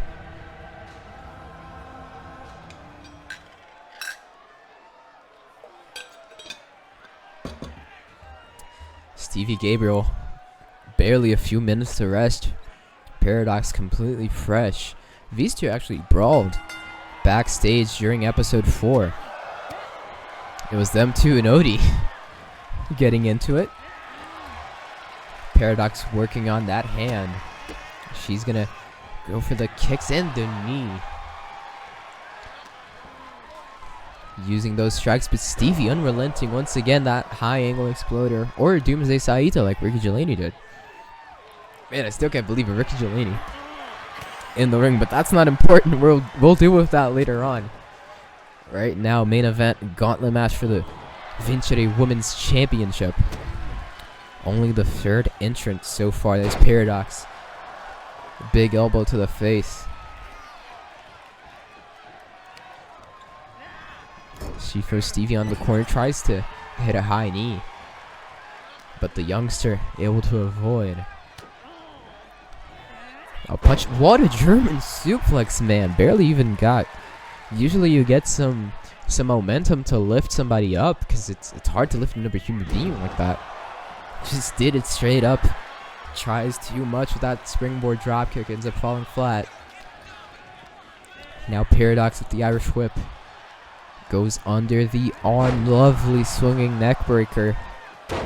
Right back into it. Paradox has been dominating. Gotta take into account Stevie Gabriel already had a match. She's feeling the effects of that. Not 100%. Paradox is, though. Nice knee from Gabriel. And a jumping knee to a down Paradox. Now those combination of punches. Pulls her back. Big chop. Stevie putting together a nice combination. Lighting Paradox's chest up just like that mask is. But now, those kicks and a knee. The newest member of the Arsenal showing why she's been a valuable addition. Clothesline lays Stevie down. Now an Irish whip. A referee gets caught in the mayhem. A clothesline takes him down. Stevie takes advantage though. Paradox was surprised in a total world powerbomb out of nowhere, man. That's such a lovely move. Paradox was distracted after the referee got in her way. Mowed down with that lariat. Now what is this? Neckbreaker using the ropes as leverage. That's expert. Ring awareness from the rookie. Technically, I believe. Not been wrestling for that long, has Stevie. Now on the apron, Paradox pulls her down. Sends her back first into the hardest part of the ring, and she's going to go right into the barricade. That's the same side Okamoto was sent to, and it worked wonders for Alerick in their matchup. Paradox taking advantage, dragon screw. And she goes after the leg after that.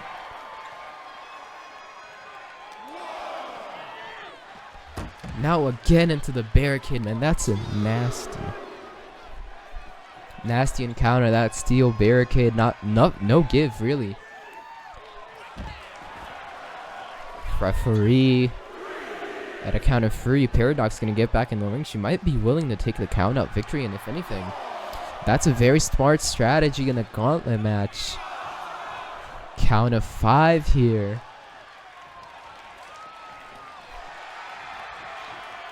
Six. Is TV gonna get back up? She's still down here at ringside. Now at 7, Paradox is celebrating. Stevie just up on her feet, still a bit loopy. 9. That referee counts quickly, just in time. And again with that tilt-a-whirl powerbomb. Lays her down flat in the middle of the ring. Both women back on their feet. Stevie sends Paradox over to the corner. Oh, elbow.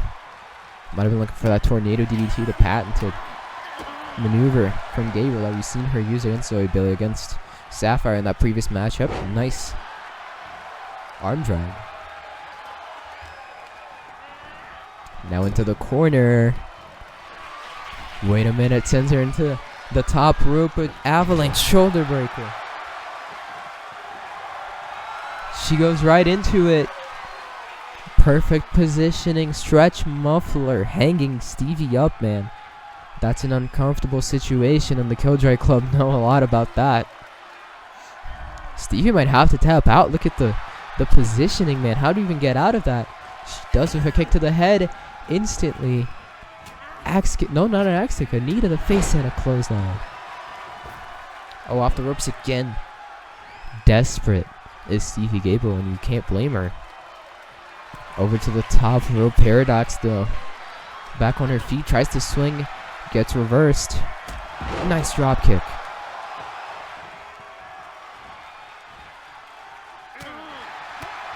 Punches and punches from Gabriel. Doing her best to rally here in this matchup. Still feeling the effects of that opening tip. Now punches to the side of the head from Paradox. She has Stevie where she wants her. You want to ground her. She's a speedy, fast wrestler. So you want to keep her down. Oh, nice knee.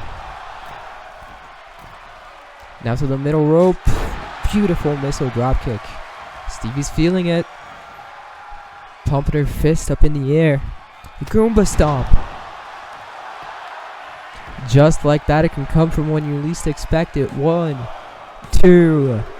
No. Kick out from Paradox. I mean, once again, it's going to be hard for Stevie to get Paradox on her level of fatigue to be able to lay down for free count here in this matchup.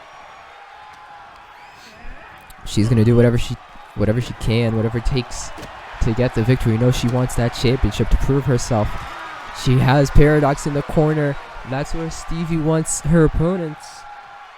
To the other side, Broadway coming alive, and Stevie taking us from LA to Atlanta. Beautiful execution, the full length of the ring to cover. 1, 2, 3.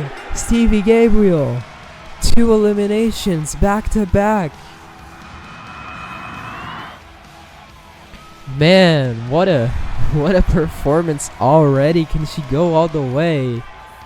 It's going to be a tall task for number 1, but Stevie has shown that she can do it. She's feeling the effects though, holding on to her jaw. Paradox was hitting hard, so was Sapphire before her, but Stevie is still going. Oh no. And right after Paradox is done, we get the other female member of the Arsenal of Toko Val, Mimic, walking in at number 4 after Stevie has just eliminated Sapphire Stevenson and Paradox. She's got to be completely destroyed, man. Paradox was hitting some mean kicks, punches, had her in that stretch muffler. I don't know how Stevie didn't tap out. And Mimic, well, they call her anyone and everyone. She knows how to emulate anybody's moveset. She can be her own clone, and everybody's greatest opponent is themselves. So Mimic gonna use that to her advantage. You have to imagine though, Stevie surely is not at 100%, hardly even at 25%. But I wouldn't say Mimic is at 100% either, because just last episode of Vincere, she went 26 minutes with the Imperator, Amir Aiden, who is also in this match like later on. Stevie gonna go for the roll up, catching her off guard with the La Magistral. 1, 2, is she gonna steal it? No, not gonna be able to do that. And there's that high knee. Stevie has been utilizing that a lot. Mimic knows it. Gets her up, knee in the face, and the lariat.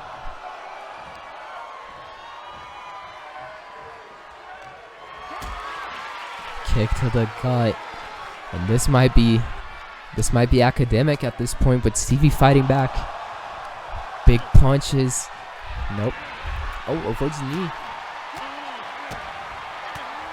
Nice combination from Stevie. Wait a minute. Nice. Double foot stomp to the back.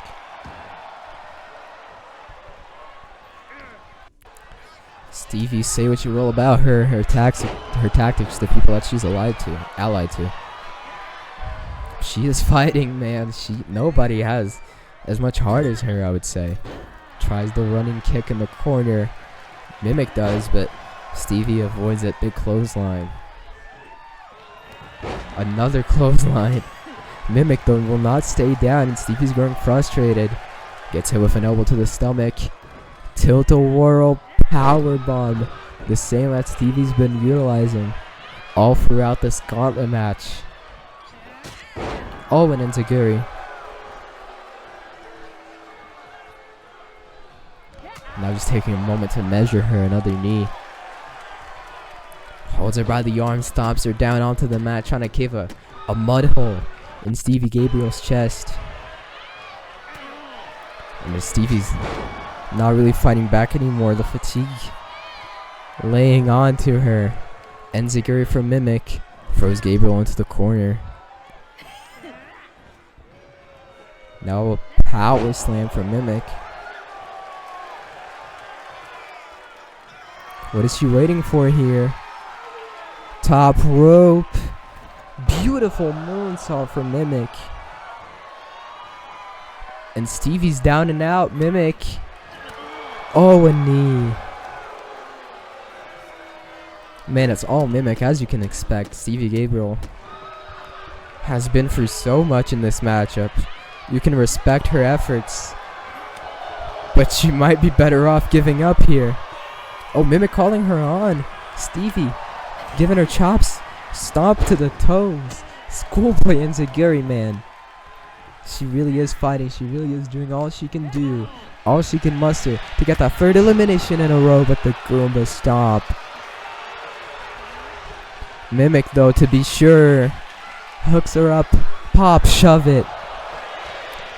1, 2, 3. Stevie Gabriel is eliminated. Great performance from Stevie. Coming in at number 1, eliminating both Sapphire Stevenson and Paradox. But Mimic comes in number 4, just too much for her. And Mimic is jumping with joy. She is absolutely loving it.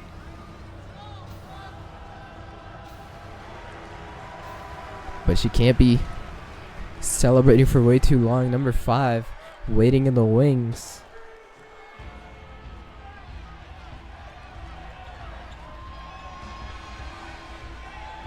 Oh, I know who this is. It's Odie. Your NBFF. In their debut, losing to Amira Aiden. Very hard-fought matchup, unfortunately. They were not able to pick up the victory in that match, but showed a lot of heart. And that's why these fans love Odie. Because Odie loves them as well. But you gotta feel for Odie here. You probably wanted a better matchup for them than Mimic, who didn't really get that much fatigue in that matchup against Stevie Gabriel. Was able to make quick work of the Killjoy Club members. So this is a fair one-on-one, and I don't know if Odie wanted that. I'm just kidding. They're an honorable person, but it probably would have been better for Odie if Mimic was a little bit more worn down. Like I said, there was that match with Amira Aiden at episode 4, but the bell rings and these two are on. Odie trying to party right there, but Mimic not accepting the invite. These two just gonna strike at each other. Obviously, Mimic, you can expect her to know all of Odie's tricks, jumping up to the top of the head. Arm drag.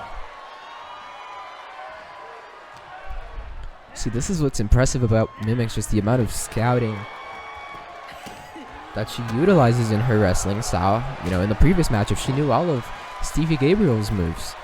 And now she's got to learn a completely different wrestler, completely different competitor, Odie. And she had to do that for everybody in this gauntlet, right? 9 other people.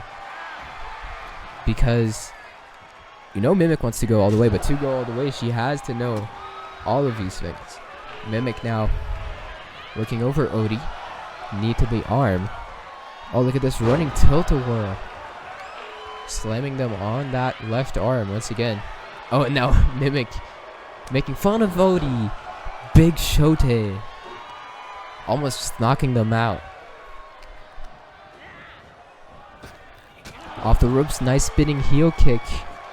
Could go for the cover, and yes, she does. Is it going to be that easy? Kick out before 1.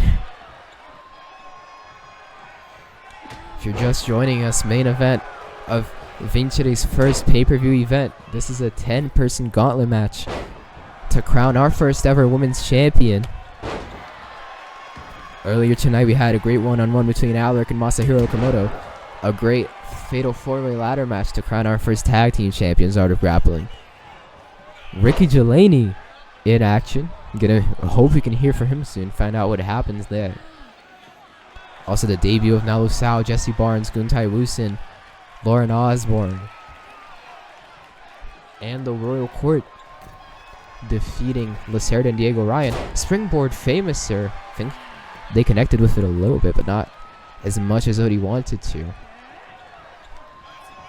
Dragon Sword from Mimic. That move has been the star of tonight. Now what's she looking for? In the corner, Swift running forearm. Oh, splash, no. Odie rolls out of the way. And the running crossbody. They're going to go for the cover here. 1, 2. Nope, not even 2.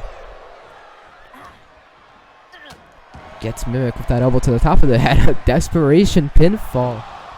And I think that might have pissed Mimic off. You don't want Mimic to be angry. She's deceptively agile. Pulls her in. Belly to belly suplex.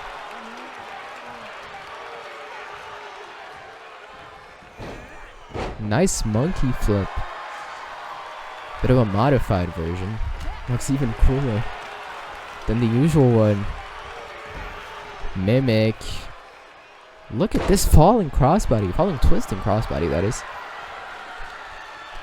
Lovely offense. And this offense comes from Odie. So, you know, not just the physical damage, but also the psychological damage. You're being beaten by your own moves. Stevie Gabriel got pinned by her pop shove it. Another running crossbody. This time no pinfall. Right back up to the top rope. But Mimic quick on her feet. Oh wow, Odie's gonna kill her. Oh, a crossbody. Perfect execution. Kick to the gut. Folding powerbomb. Yes. Stacks her up. 1, 2. No.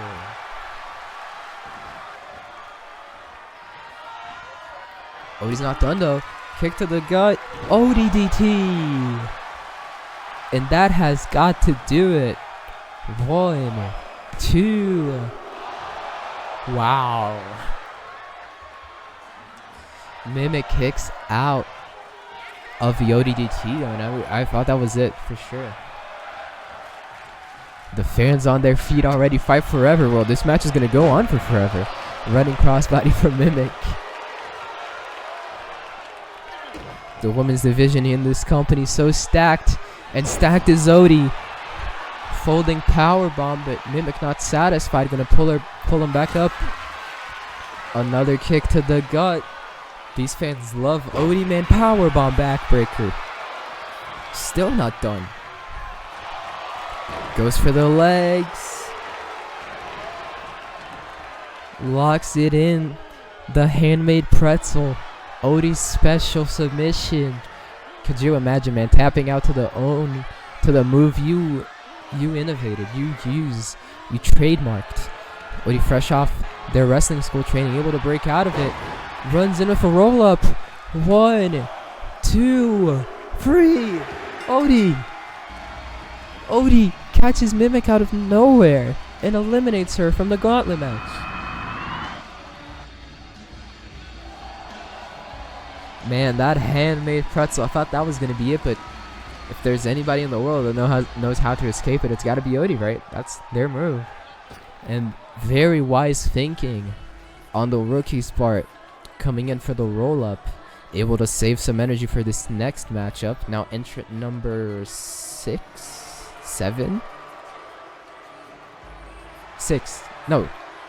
6. Yeah, 6. It's Emerald Star of the Uncut Gems. Of course, at the top of the match, her friend Sapphire Stevenson lost to Stevie Gabriel. Emerald Star, we saw her in-ring debut this past episode of Vincere as she and Amethyst Rain faced Miki Toshiko and Zoe Bailey. And Emerald Star, man, a hell of a wrestler. Uses her athleticism to just zoom around the ring, springboards, running, top rope, you name it, man. She can do it all. Gonna be an interesting matchup with Odie, who isn't the highest of flyers, but still a pretty athletic person. Although Odie, feeling the effects of that match from Mimic, able to win with the roll-up, but not after they had taken powerbomb backbreakers. Name it. Matchup gets underway now. Number 5 versus number 6. Quick face buster from Star. Kamigoi knee strike. Off the ropes comes it. A little kick to the legs. Now combination of strikes. Wow, nice. Odie's down, man. It's been all Emerald so far. Avoids that springboard stop. Now Odie with some punches. Oh, they're gonna do what Mimic did to them. Falling, twisting splash. That's such an awesome move. Odie likes to play around, but when time gets business, they're ready for it. Jesus Christ, the sound that made.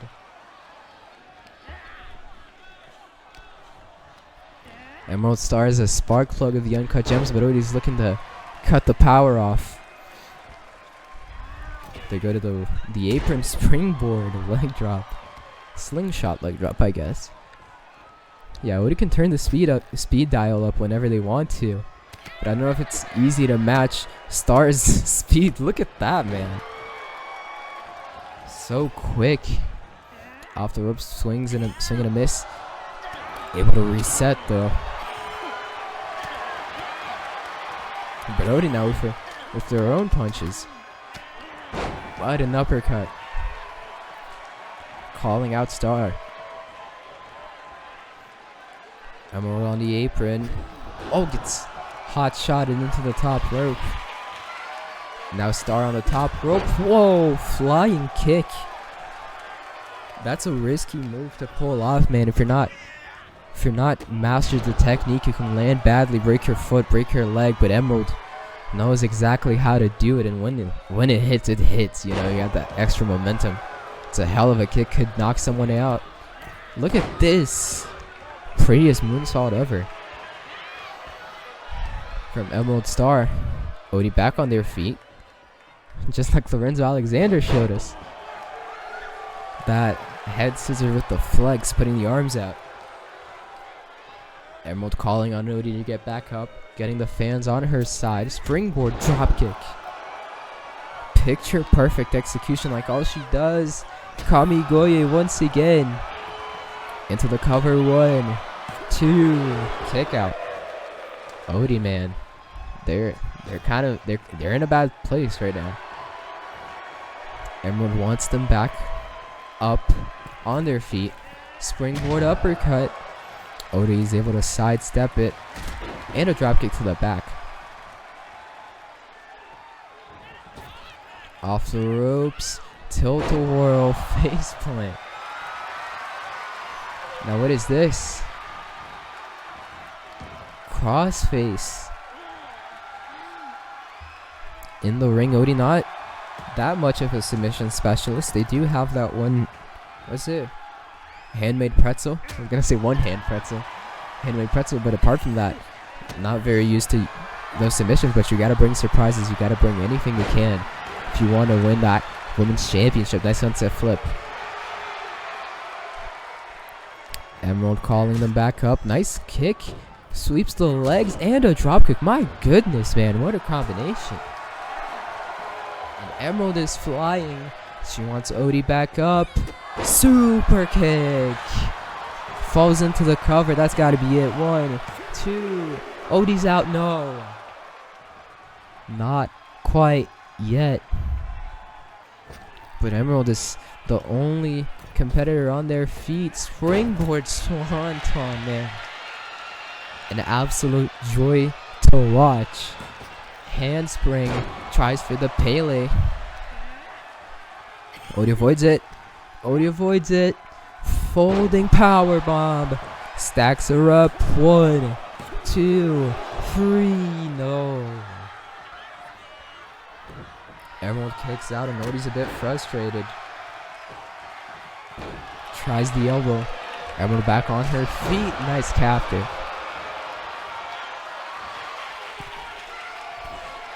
Emerald to the top rope. Moonsault. No. Man, that's a terrible landing.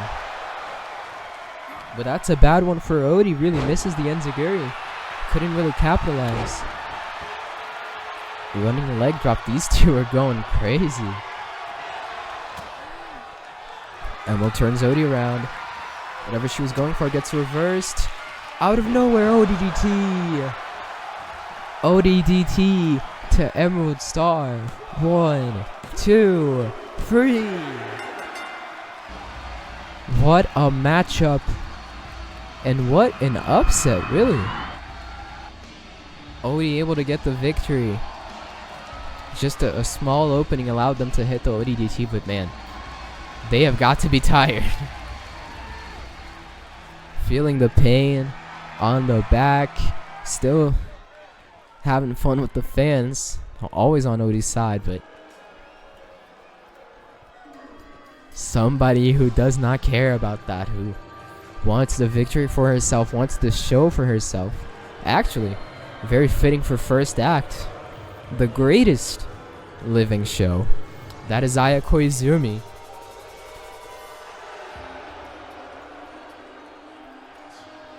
We saw her earlier tonight at ringside for that tag team match where she was supporting the losing team of Diego Ryan and Cerda.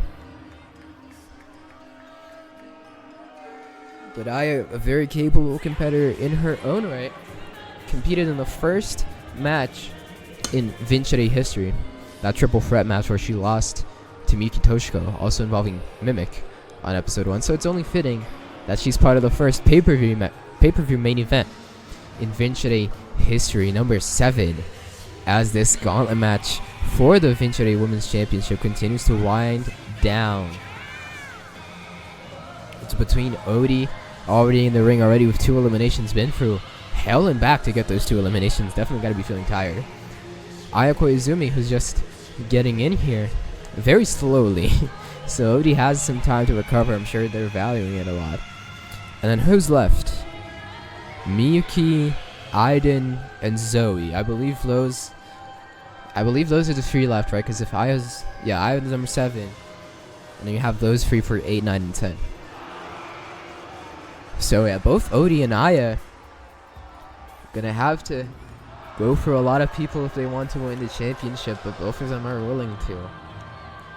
And Aya really not in any rush to join this matchup. Probably not a wise move.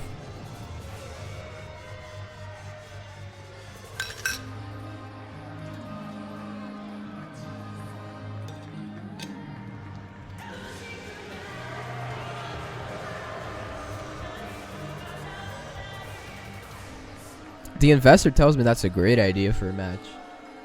He's in my ears. He's always in my ears, actually, but mostly I tune out. But I heard the name Emerald Star and got interested. Here we go. Number 7, Aya Koizumi versus number 5, Odie. Somebody's really excited in the crowd. And Aya not taking any time with that dropkick to the legs. Headlock with a handstand. Like I said, Aya Koizumi, the greatest living show, she likes to show off. She likes to be the standout on every card, and it's going to be hard to stand out in a pay-per-view as amazing as this one has been. But she damn well will try. Pulls Odie to their feet. Swings and misses. Combination of strikes, takedown. Odie just pounding on Aya. Doing all that they can to rally up. Already been through 2 hellacious matchups in this gauntlet match, and it's only going to get harder as it goes along. If she can put down Aya, they can put down Aya early on in this matchup. That's the best course of action for Odie. Surprised nobody has really gone, apart from Paradox, nobody really has gone for a countout win. I feel like that's what I would do if I was in this matchup, but then again, I'm not a wrestler, luckily. Aya now with Odie on the ropes. Has them hooked up. Tarantula, perhaps. Damn right. Damaging the arms. Odie gonna fall to the apron and a boot to get them out of there. Look at this beautiful sold out arena.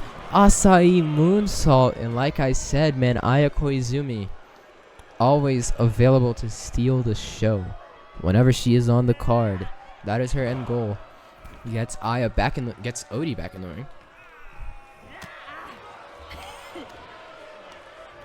Irish whip into the corner. Koizumi hooks them up by the hand.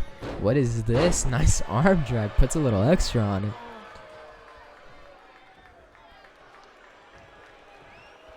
Koizumi off the ropes, comes back, misses the Hurricane Rana. I think Odie might have stepped to the side of that. Now double foot stomps to the back. A great opening for your NBFF. Odie jumping bionic elbow. That's effective. You get that jump while you're just drilling the point of your arm into the top of somebody's head, man. That can do a lot of damage. Nice elbow to the back of the head. But looking to put Odie to sleep. Gun-Tae-Woo is smiling back there. Gun him down in the main event. But Aya locks into Decay. And I don't think Odie has a choice. Yep. Quickly tapping out. Mad respect to Odie. But they just couldn't hold on, man. What a showing from Odie. 2 eliminations. Surviving for a considerable amount of time against Aya Koizumi, who's 100% hasn't wrestled since episode 3 with Sapphire Stevenson. Unfortunately, had to succumb to the decay. And Aya, milking these seconds, she gets to rest before number 8. Oh my goodness. Number 8 is the daughter of San Francisco, Zoe Bailey. Always a smile on her face, and I would be smiling too. After episode 4, where she and Miyuki Toshiko defeated the Uncut Gems.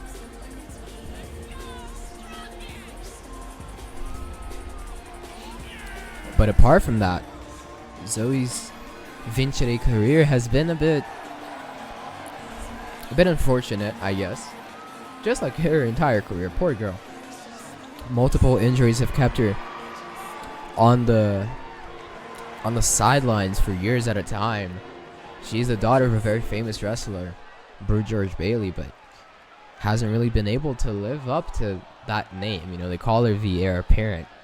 If she can win the women's championship here tonight, man, that would prove a lot of people wrong. Zoe was considering retirement before Vincere came along. Due to her issues with her knees, you see the double knee braces, the tape on her left shoulder. But this match gets up underway. Zoe is a high flyer, you know, that Aya, also athletic, likes to do things, outstanding things that you don't really see that often. So this could be a sleeper hit right here. Zoe, what a drop kick. Oh, and she thinks that's enough. The cover kick out. Not even a 1 count. Aya Koizumi probably going to take offense to that. Nice Frankensteiner. Oh, takes a moment to taunt. Perhaps not a wise decision. Another dropkick. It is a very lovely dropkick. I don't mind her overusing it. Just like that tilt-a-whirl powerbomb from Stevie Gabriel. Knee to the face. Aya falls to the outside. Zoe Bailey. Springboard crossbody. Man, that's why she gets injured. Barely connected. Took a nasty bump to the outside, but Zoe tries a jumping DDT.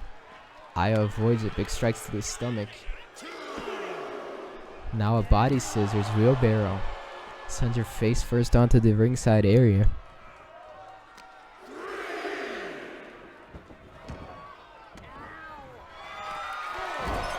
Aya, top rope. Oh, cannonball misses. Didn't really get all of it. Recovers instantly. Running knee. Lateral press. Kick out by Zoe before 1, 2. There's a Enziguri. Now what is this? A sunset flip powerbomb.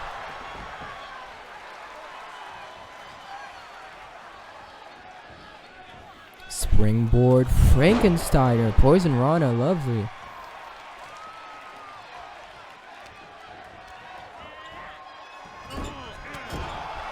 Uppercut in the corner. Zoe starting to put together some vital moves here.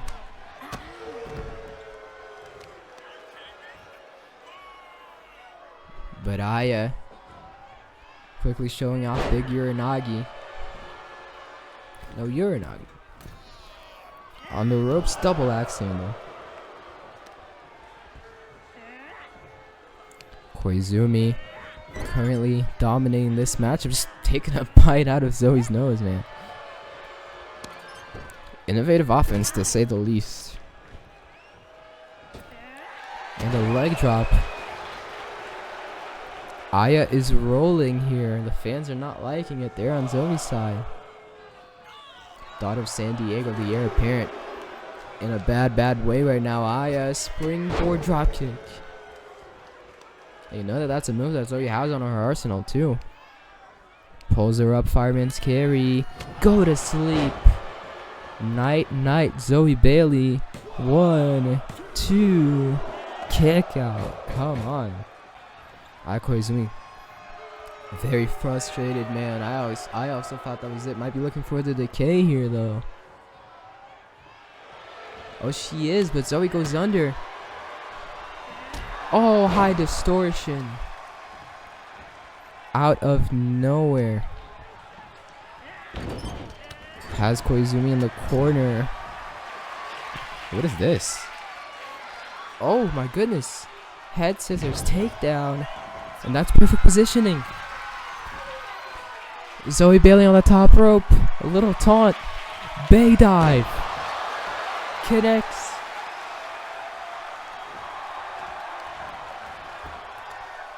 One, two. No! Oh my god, she kicked out of a bay dive. I was about to call it, man. I thought Aya Koizumi was out of there. But Zoe Bailey sizing her up in the corner, running knee to the back of the head. That's devastating. And Zoe a bit confused on what she has to do to win this. After the bay dive didn't get the job done. Aya, Russian leg sweep.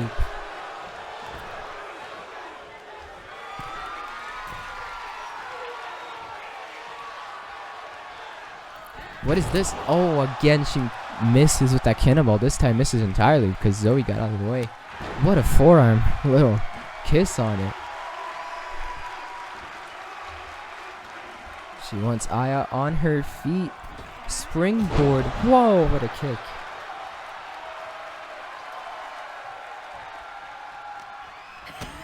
Zoe. Again, that sunset flip powerbomb. Lovely execution. Wait a minute, to the top rope. What is this? Moonsault. Cover 1, 2. Oh, that was close, man. That was close. You don't see Zoe going for moonsaults very often, but it's for the women's championship. She's going to do anything. Nice drop kick, man. That amazes me every single time. Vincere, the cameraman, worked very, very hard. Snap near elbow to the back of the head. Tries to go to the arms. Could be looking for the decay one more time, but Zoe really wisely not allowing it to be locked in even for a second. There's an enziguri. To the ropes. Rethinks it. What a drop kick. Now what is Zoe looking for? Trying to position Aya perfectly. Could try for another bay dive. No, to the apron. She wants Aya up. Springboard drop kick. Man, I love the execution on that. Leaping over the top rope to jump off the middle rope. Perfect. Brute driver. And that has to do it. 2, 3. Aya Koizumi has been eliminated. Zoe Bailey picks up a big victory. And it's down to her and 2 more women.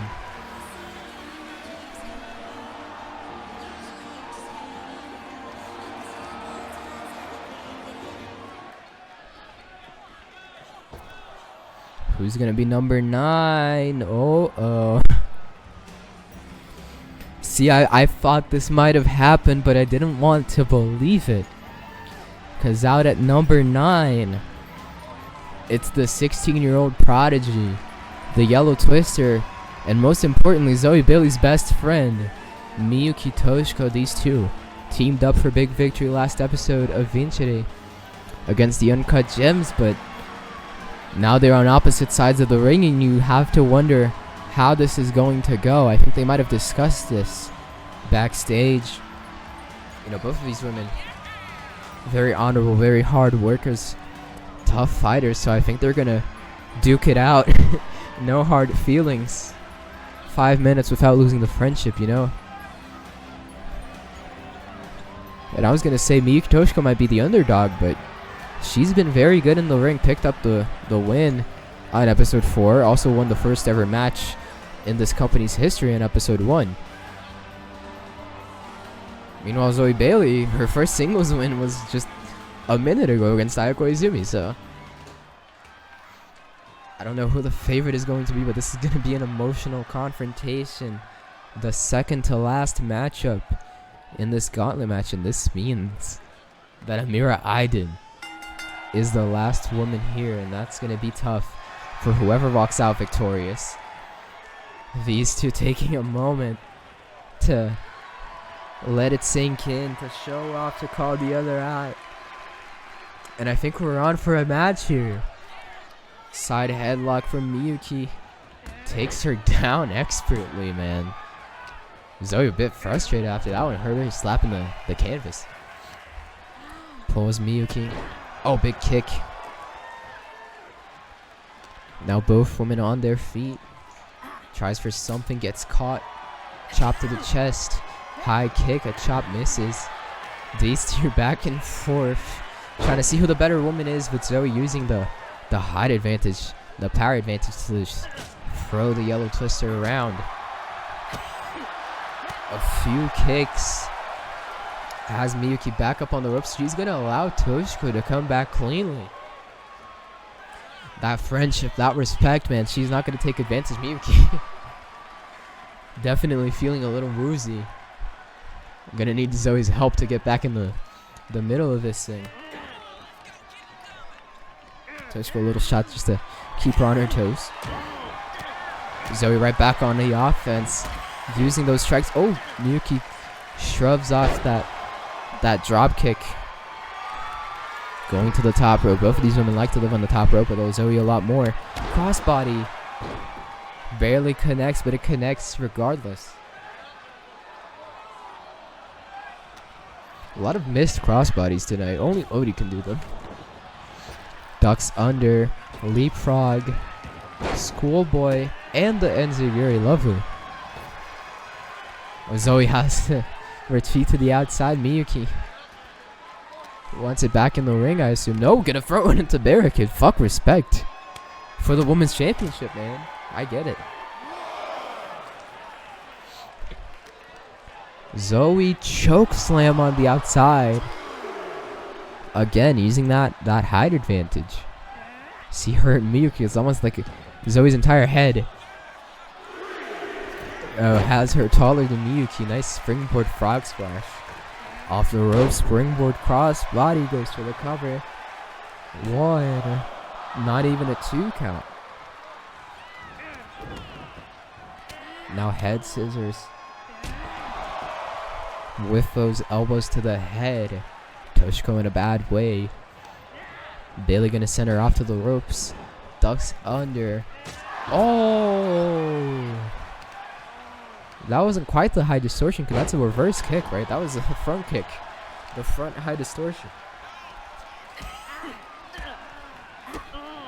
Miyuki holding the arm, making sure that she's helpless against those kicks to the leg. Drop kick to the back. See the impact. Ricochets her head off the canvas. Oh, a bit of a separation. These two trying to get back into this. Running drop kick from Miyuki. Knee to the face to lay the veteran out. punch to the gut. Back and forth they go. Springboard. Oh, that would have been beautiful, but she misses. Back up on her feet. Toshiko going after the leg.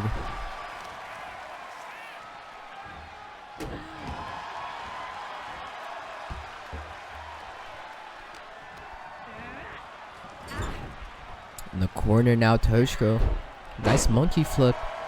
Not as cool as the one Mimic did, but cool regardless. She's pumped up. She's feeling it. Running dropkick as well.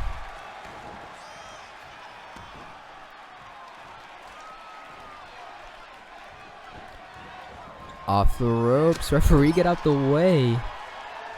Big boot. Oh, goes in for the cover. 1, 2. Ooh, close. But no cigar, as they say.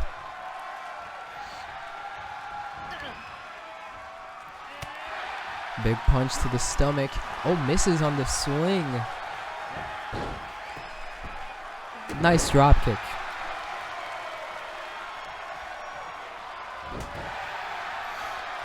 Drops her down. Zoe fighting back. Miyuki up on the corner. Great combination for Zoe. Oh, Toshiko on the top rope. What is Bailey looking for here? This could be bad. This could be bad. Spanish fly from the top rope. Bailey doing anything she can. She wants to be world champion. 1, 2, 1. Kick out. That was a great movement, but that's not going to be enough, you know. Big chop. Two-handed chop.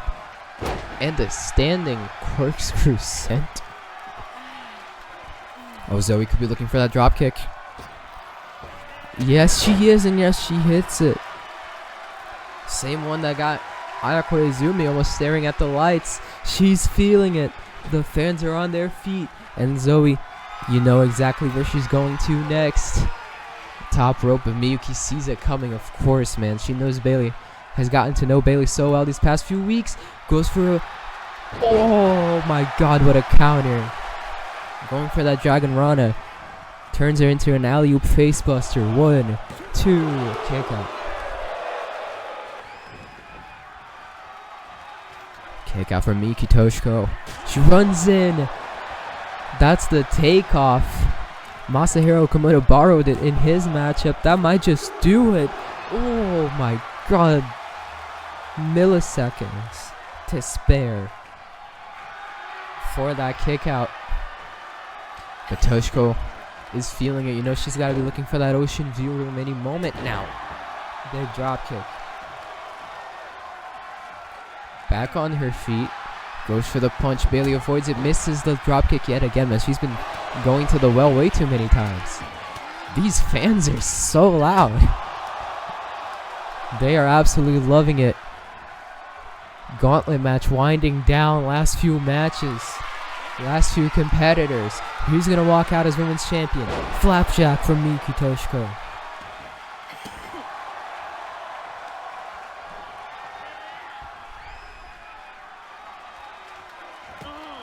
Punch his elbows.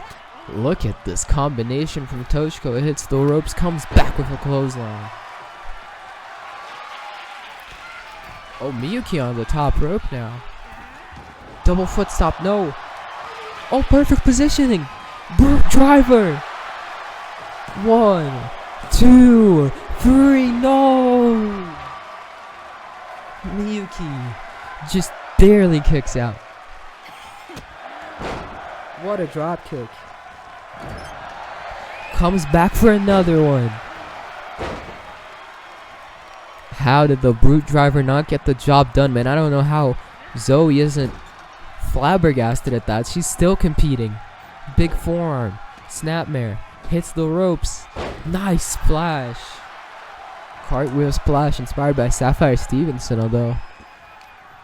Well, I'm not going to say it. Spanish fly. Could this do it? 1, 2, 3, no! How in the world is Miyuki Toshiko still in this? Off the ropes again. Nice. Zoe's starting to get desperate, and do you blame her, man? Off the ropes, misses. Trying too many springboards, man. Miyuki already has her scouted. Look at this.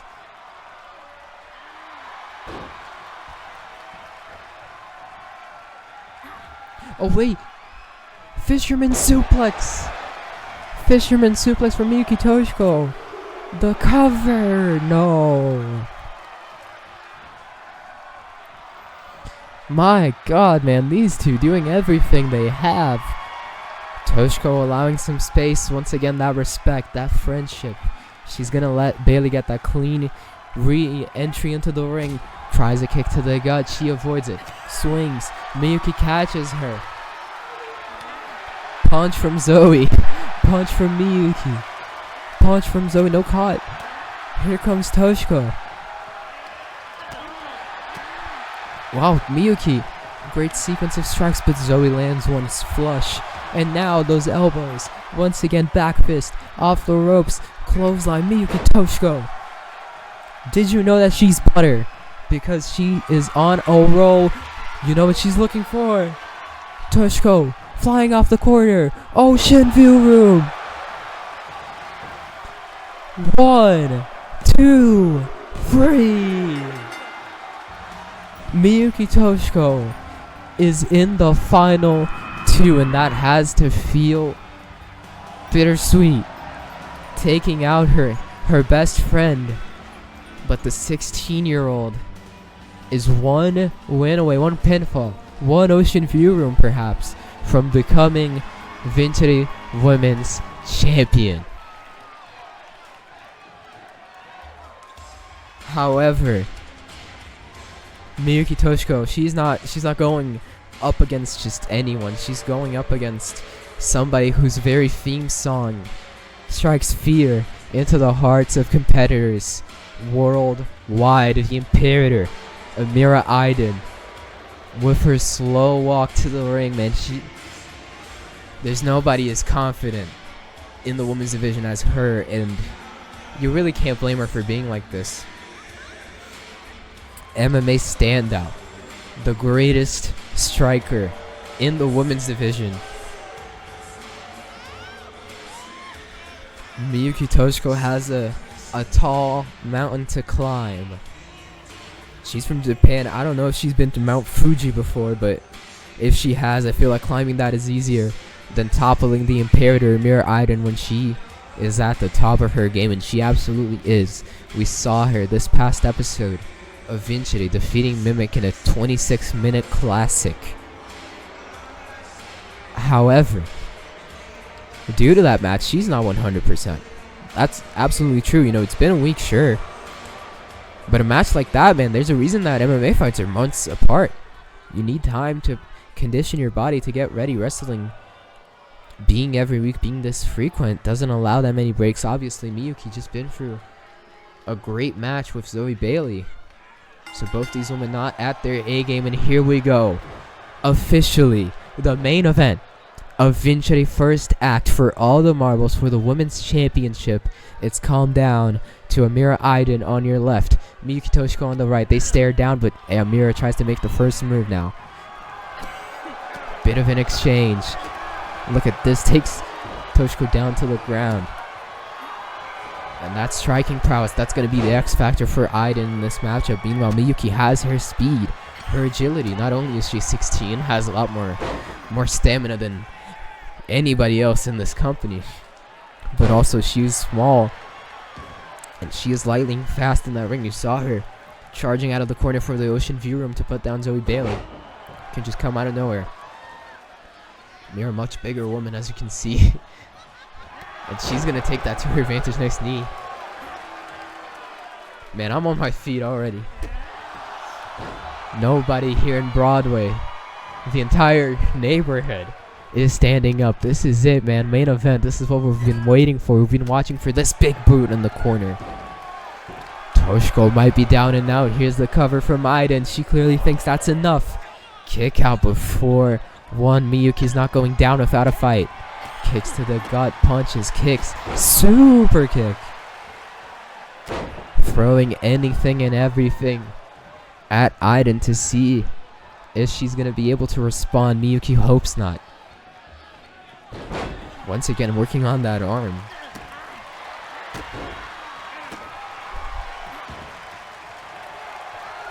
Wait, Aiden back up and another knee.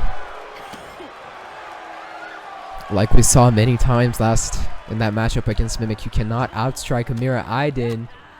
And look at this, Miyuki did this exact combination in that previous matchup. Amira playing mind games with those elbows and everything. Nice axe handle to the back. Back up on her feet. Brainbuster. Aiden having her way with Miyuki. Has to retreat to the ropes, uses it to get back up on her feet. But Aiden not letting her get a speck of a breather. Oh, Toshiko grabs her big uppercut. Toshiko can hit hard. I just don't know if she can hit as hard as Aiden. Smokes the enziguri, but able to get back. Look at this, man. That's that agility that I was talking about. That's the key here. Dropkick to the back.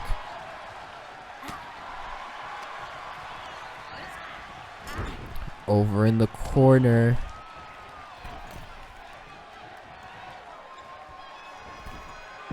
Oh, that's nearly kind of a reverse ocean view. She did the flip from over. Usually she does it from under.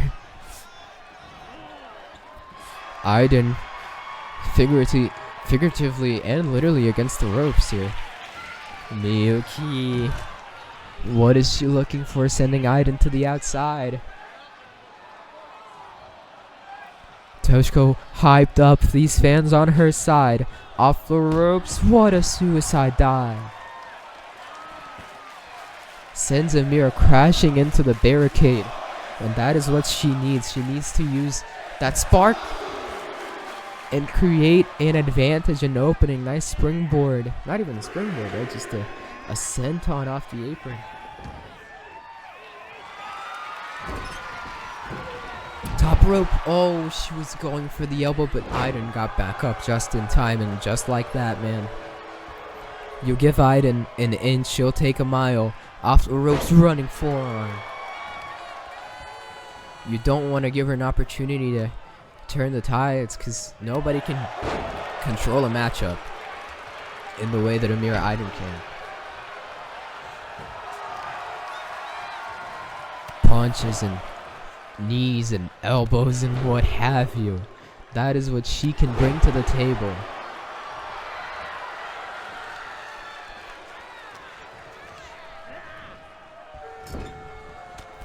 Another big boot in the corner, man. That first one almost got Miyuki out, but now Amira knows that that's not enough. Up on her feet in the corner, another big boot. Punishing Miyuki. The thing about those corner big boots, Miyuki's arms are on the ropes. She can't protect her face. She's going for it a third time. Now another pinfall. 1, 2, whoa. Now, I feel like I end up saying this a lot, but pinfalls take a lot of energy to kick out of. Even if you think you're not going to win with something, if you can wind your opponent down, that's key to winning this matchup. Big knee. And Miyuki's out. Miyuki's out. We have a new champion. Not quite yet. Miyuki kicks out. But Aiden could be looking for the electric chair. She set up multiple Emperors to bars that way. Miyuki wise to get out of there. Working on the arm. I don't know why she's so infatuated with the arm. Haven't really seen her do many submissions, but maybe she wants to beat Aiden at her own game. Aiden's not used to defending submissions. She's used to applying them, although I'm sure she knows a thing about that from her MMA days. Now just kicks and punches from Toshiko. Drops her down. That reverse DDT. Sort of. Oh, overhand chop. More chops. More chops. Kicks. Lighting Aiden up. Oh, but she can't continue. What a knee. What is this elbow drop?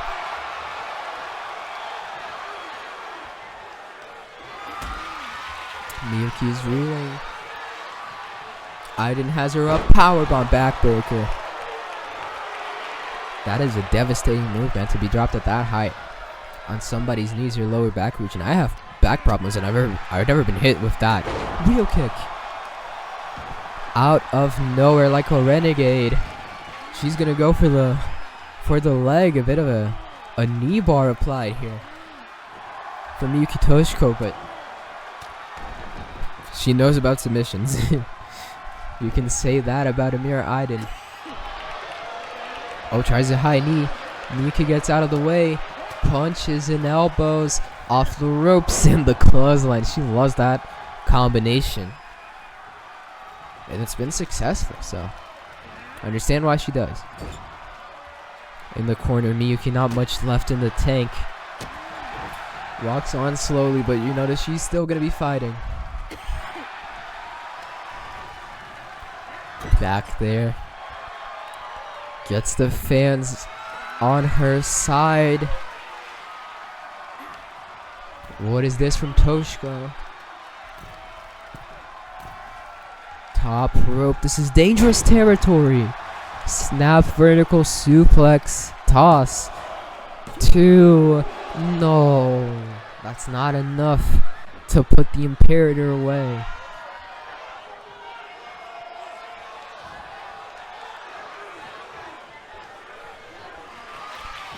Miyuki to the top rope. Aiden takes her down just like that, man. She did not have the opportunity that she thought she did. What is Aiden looking for? Another high knee. And she's got that Emperor's to bar, man. That can come out of nowhere. It's so quick. And so devastating. But making sure to wear Toshiko down before she tries for it. Oh, Toshiko! Fisherman suplex! Opts not to go for the pinfall. Oh my god, are we gonna see it? I don't think she's ever done this in Vincere. Off the top rope. Twisted! 1, 2, 3. No! Aiden kicks out Miyuki with that corkscrew moonsault. She dubs it twisting. Or twisted, sorry. Unable to get the job done, but she's right on it. Monkey flip. Now everybody in this arena is on their feet, and I'm sure the thousands of people watching at home are also. Runs in with a dropkick. Aiden brushes it off the ropes, running forearm. Cuts her off just like that. To the face. Kaplan Plex. 1, 2. No. That's another pinfall I forgot to cut out. Thought it was going to be a restart again. Off the ropes. Oh no. Oh no, Miyuki. Thought she was safe on the corner. Emperors to bar. 1, 2. And Amira.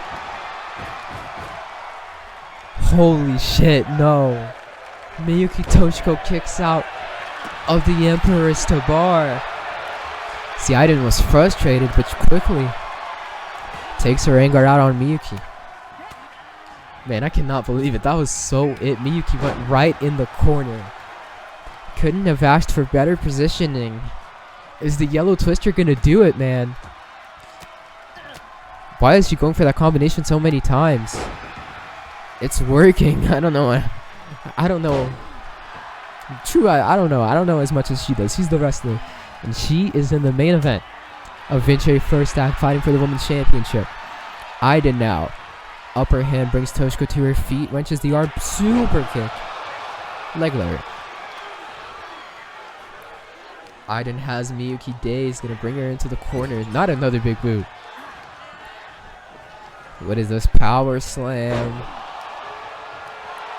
Middle rope. You don't see her fly very often. Elbow drop. to the heart of Miyuki Toshiko, and all that she has is heart. But maybe it's not going to be enough. Aiden, a bit overzealous. Fatigued, wheel kick.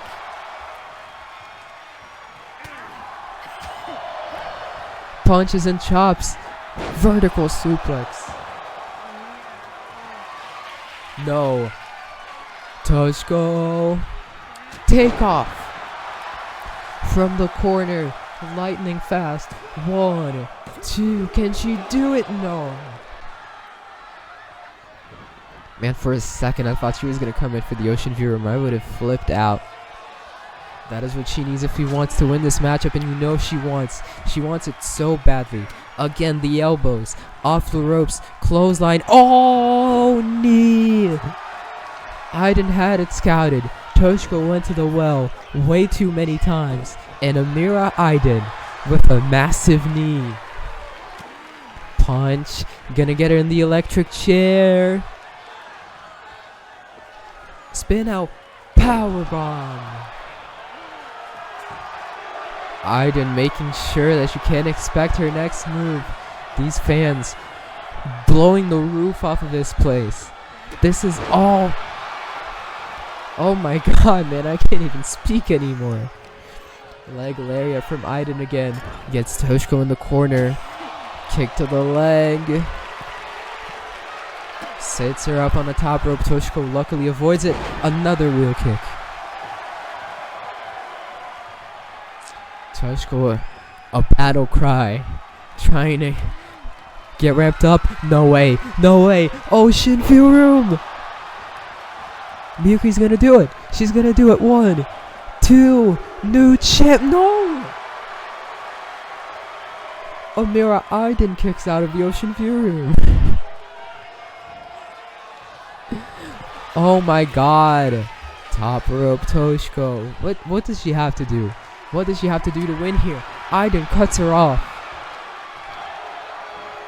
And look at Aiden just toying with Miyuki, but she fights back. Elbow to the knee. No. Aiden now kick to the gut. Miyuki reverses. Back and forth we go. Main event for all the marbles. Clothesliner from Toshiko. Runs her down with a double axe handle.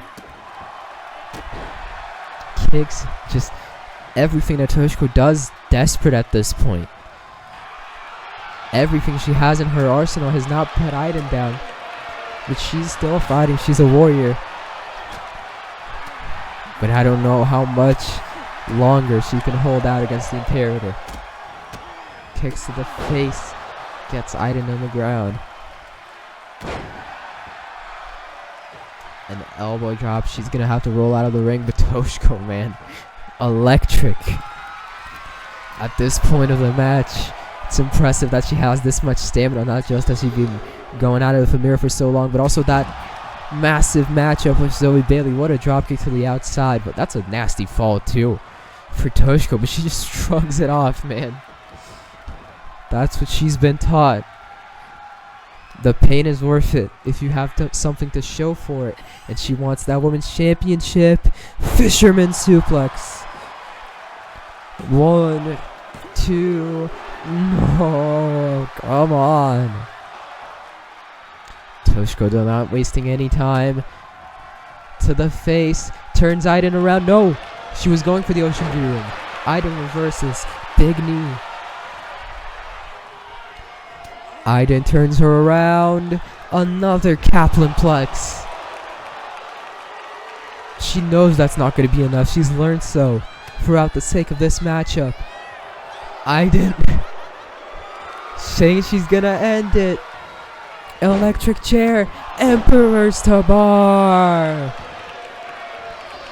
The cover. 1, 2, 3. Amira Aiden is your first ever Vincere Women's Champion. It was a battle. You can credit Toshiko. 16-year-old fought through Zoe Bailey, fought Amira Aiden for so long. But you can credit Amira Aiden even more, because she was able to outstand the Ocean View Room. And she's the one leaving Broadway with the championship raised above the air, championship around her waist, as the face of Vincere. Thank you everyone for watching. It was a hell of a pay-per-view despite the production mistakes on my part. But, you know, everything apart from that went so well. We were so excited for this show. Feels so great to have it out in the world. And Vincere is officially on the road.